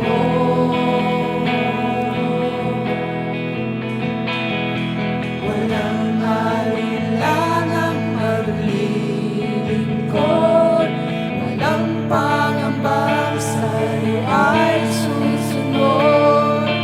Hindi susuko at hindi hihinto, patuloy lamang sa iyo. Walang alinlangan. Walang alinlangang maglilingkod, walang pangambang sa'yo ay susunod. Hindi susuko at hindi hihinto, patuloy lamang sa iyo. Minsan pa for the last time, walang alinlangan. Yes, Lord, kung meron na mga alinlangan pa sa puso ng inyong mga anak, ito'y aking inaalis, binubunan sa kanilang puso at isipan sa pangalan ng aming Panginoon Jesus. Yes, Lord. At hindi hihinto, patuloy lamang sa iyo,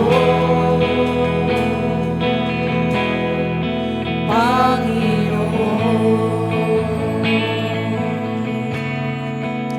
Yes, Lord.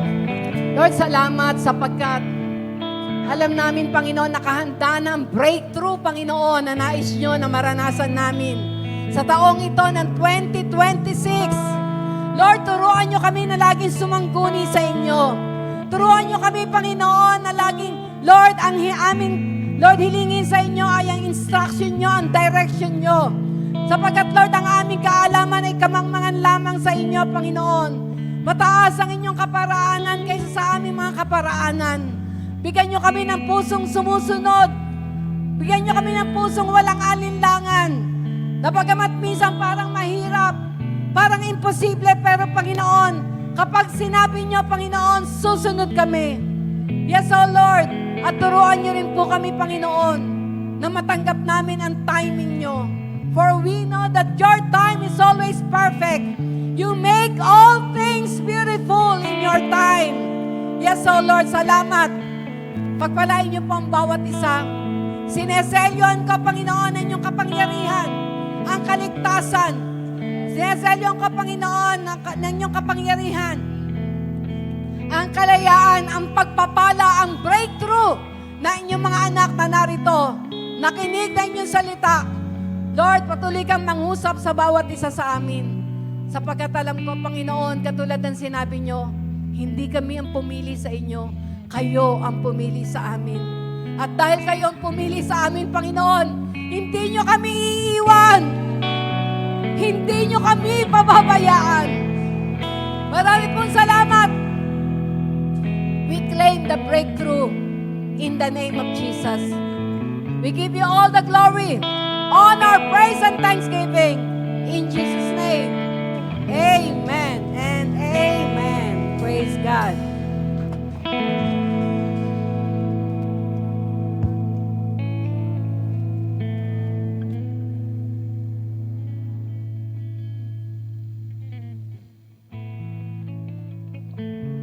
Hallelujah. Napagpala po ba tayong lahat sa napakagandang katuruan na inihayag sa atin ngayong araw? Amen. At tayo po sa oras na ito ay dadako sa isang gawain pa po na bahagi ng ating pananambahan sa ating Panginoon. At ito po ay ang offertory or pagbibigay na kung saan dito po nandun yung ating tithes and offering. Tunay nga po yun po, breakthrough. Di ba po, ang ating napag-aralan breakthrough at yun po ang ating team ngayong taong ito. At sa katuruan po ni Reb ay sinabi sa atin kung paano natin makukuha ang ating breakthrough sa taong ito. Ito po ibinigay na ng Lord. Ito kukunin na lang po natin, tatanggapin na lang. Pero sa bawat po ano ng Panginoon, di ba, may kalaki po na siya ay mga instruction. At yun nga po, katulad nga po ng sabi, kailangan ay sa lahat ng ating gagawin at sa mga pagdidesisyon, kailangan po ay tayo sasangguni muna sa Lord. Yun po. At nakapaloob doon, pagka po tayo sumangguni sa Kanya, kailangan pong sundin natin ang Kanyang mga instruction at saka ang Kanyang direction. Sa gawain po ng pagbibigay, makikita po natin, maririnig natin, at makikita po natin sa Bible, kung tayo po ay nagbabasa, nandun po lahat ang instruction niya at direction kung paano po natin gagawin ito. At kung paano po natin matatamo yung breakthrough na ipinangako ng Diyos na kalakip ng atin pong pagsunod sa gawain po ng pagbibigay. Katulad nga po ng pagkapo sa tithes and offering. Sa tithes po, diga po, sabi po ng Panginoon, ang tithes ito po ay yung ikasampung bahagi ng ating ng ating tinatangkilik na natatanggap na kailangan po nating ibigay dahil po yun ay tithes. At yun po ay belong to the Lord. Talaga pong ipara sa Kanya. Sabi pa nga po doon sa Malakay 3:10, makikita po natin doon na tayo daw po, ninanakawan daw po natin ng Panginoon pag hindi tayo tapat na ibinibigay yung ikasampung bahagi. At nandun din po ang pangako ng Lord na pag ibinigay naman natin, ang pagpapala po at ang pag-iingat po niya doon sa ating resources na pinagkukuhanan nung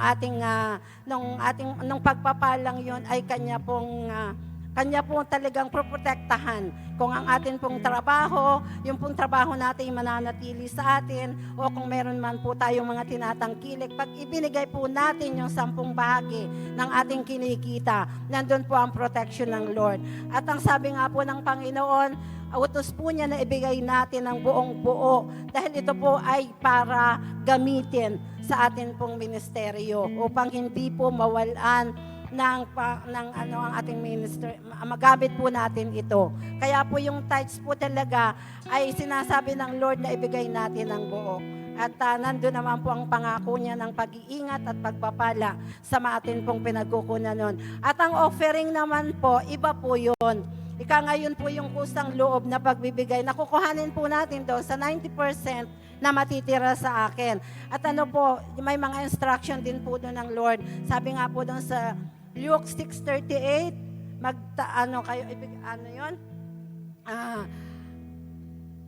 magbigay kayo at ito ibabalik sa iyo ng siksik, liglig at umaapaw na pagpapala. Yun po. Ano po ang gagawin lang natin? Magbigay. At tayo po ay makakatanggap ng siksik, liglig at umaapaw na pagpapala. Tapos yun po, sabi din po doon sa 2 Corinthians 9 verse 6 na kung saan ay tayo ay magtanim. Kung ano ang ating itanim, yun po ang ating aanihin. At may katagubilin din po ang Panginoon na ang bawat isa po ay dapat magbigay ng ayon sa kanyang kalooban na hindi napipilitan lamang. Dahil kung tayo po ay napipilitan lang, at nasunod lang tayo nang wala naman sa isip natin, wala sa puso, hindi po nalulugod ang Panginoon. Sa ating pong pagbibigay, kailangan po natin, unang-unang makuha natin ay yung mapaluguran natin ang ating Panginoon. Dahil si Lord po ang pinagmumula ng lahat ng bagay, alam po niya ang kanyang dapat gawin. Kaya po sa oras na ito, yun nga po, sa tithes and offering, atin pong ibigay yung ating tithes ng buo at magbigay po tayo ng offering ng buong puso at wala pong pagpipilit sa atin pong mga ginagawang ito. At idadagdag ko rin po ang atin pong first fruit na po ay last Sunday na ng first fruit natin. Kung meron pa pong hindi nakakabigay, ito na po yung panahon para po atin ang maibigay. Tunay nga pong ibigay po natin, itanim po natin ang seed ng ating first fruit sa gawaan, sa ikangay sa matabang lupa. Katulad nga po ng sa church, dahil alam po natin na ginagamit po ito para sa paghayo. Madami po tayong pinagagamitan. Madami pong pangangailangan ng church. Katulad po ngayon, mayroon po tayong ginagawang campsite sa Zambales. Yun, sabi po ni Bishop, yun daw pong kalahati yata ng ating first fruit ay gagamitin doon. At alam naman po natin sa paggagawa ng isang struktura, malaki po ang pangangailangan. Tulad din po nung mga ginagamit natin sa pagmimisyon. Yun po. Kaya po, ay maging kagalakan po natin at na itanim ang ating mga first fruit sa matabang lupa sa gawain ng Panginoon at makikita po natin ang ating breakthrough sa taong ito sa ating pong finances. Ang Panginoon po, pag nangako ay kanya pong tinutupad. Sabi nga po, binabantayan po niya ang bawat salita niya na ito ay matupad. Kaya nga lang po, yun pong ating part, dapat po nating gawin. Kaya sa oras na ito, atin pong ipanalangin ang atin pong mga kaloob, tithes, offering at sa kamisyon. At para po ikangay magkaroon ang Panginoon po ay malugod sa atin. Tayo po ay pray, Panginoon, salamat po ng marami sa oras na ito, Lord. Tunay nga pong ito po yung pagkakataon dakilang Diyos to God upang kami naman, Panginoon, O God, hallelujah, ay malakaran, Panginoon, O God, yung mga itinuturo mo sa amin, Lord, maging sa gawain po ng pagbibigay, Lord, tithes and offering, even mission, Panginoon, O God. Lord, sa oras na ito, Panginoon, ibibigay po namin, Panginoon, O God, ang dapat naming ibigay sa iyo ng may kagalakan, Panginoon, O God. Hallelujah, Lord, dahil yun nga po, Panginoon, O God, mayroon kang instruction sa amin, Panginoon, O God. At isa ito, Panginoon, sa pamantayan mo, Panginoon, upang, Lord, ang breakthrough namin sa aming finances, O God, hallelujah, at maging sa iba pang bagay, Panginoon, nakalakip nito, Panginoon, O God, ay matanggap namin sa taong ito, Panginoon. Although, Panginoon, hindi ka po tumitingin sa laki o liit ng amin pong mga kaloob, Lord, ang tinitingnan mo ay ang aming katapatan sa iyo, Panginoon, O God, hallelujah. Dahil kami po, Diyos, ay may kanya-kanya naman, Panginoon, na rate, Panginoon, O God, ng amin pong mga tinatanggap at tinatangkilik. Lord, ang katapatan lang namin sa iyo, ang iyong tinitingnan, ang aming puso at ang amin po, Panginoon, O God, kagalakan sa pagsunod sa iyo. Kaya, Lord, salamat po ng marami. Pagpalain mo ang aking mga kapatid, Lord. I pray, Panginoon, and I claim, Lord, na ang katuruan ni Ref, O God, ay tunay nga pong tumimo sa lahat ng aming puso, Panginoon, O God, upang magawa namin, O God, ang pagsunod sa iyo ng may buong katapatan, Panginoon, sa gawaing ito. Pagpalain mo po ang mga salaping maiipon, Lord, at tunay nga po, Diyos, dalangin namin, O God, na ito'y makakasapat sa pangangailangan ng aming pong bahay-sambahan, O God. Salamat, Panginoon, salamat po. Pinabalik po namin sa iyo ang papuri at pagsamba sa tanging pangalan ng aming Panginoong Jesus. Amen.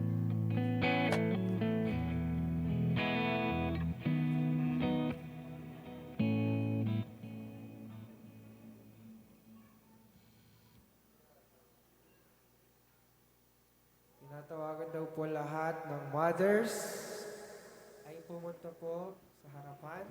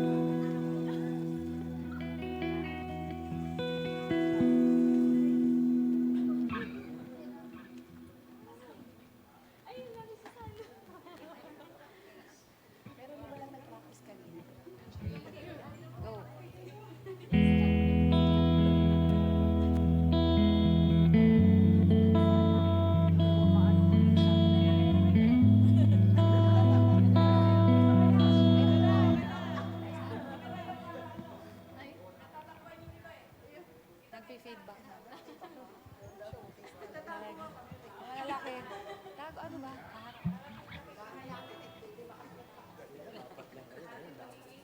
Okay. Yeah.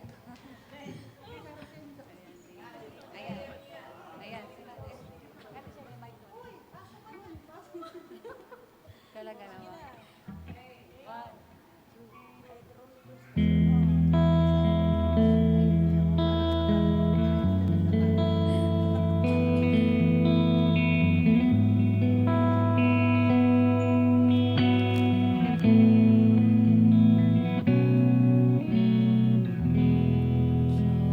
Draw me close to you.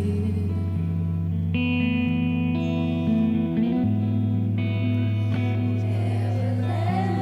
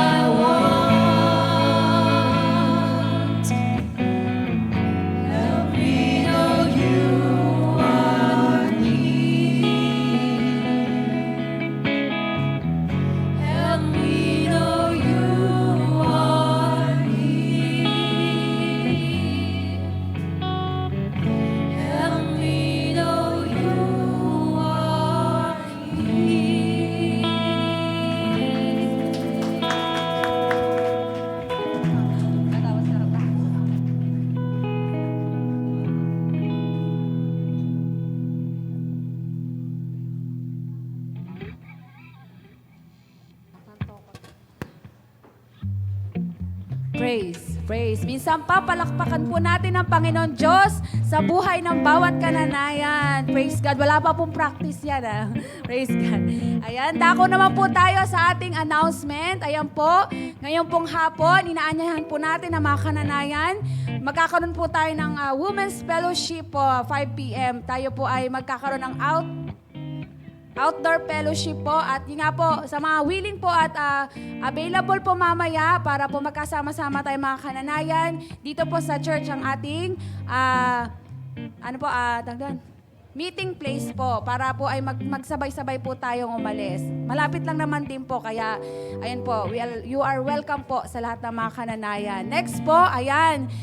Minsan pa po, palakpakan natin ang Diyos na buhay para po sa ating 21 days prayer and fasting. Thank you, Lord. To God be all the glory sa mga tumugon po sa ating prayer and fasting. Ayan po, kagaya po ng ating narinig kanina sa ating pong, para mo po mapagtagumpayan natin yung breakthrough na ating mararanasan this year. Ayun po, tayo po ay laging sasangguni sa Panginoon at yun nga po, lagi tayong susunod sa kanya mga simpleng instruction at direction niya po sa bawat isa sa atin. At yun nga po, yung breakthrough na ating inaasam, na nilaanan ng Panginoon sa bawat isa sa atin. We are be ready and excited po sa mga perfect time ng Lord sa buhay ng bawat isa. Next po. Ayan, this coming first Sunday po, ayan, February na po, kaya lahat po tayo ay invited po this coming next week. Magsasalo-salo po dito sa ating church at may mga kasama po tayong bisita po na from other satellite church po.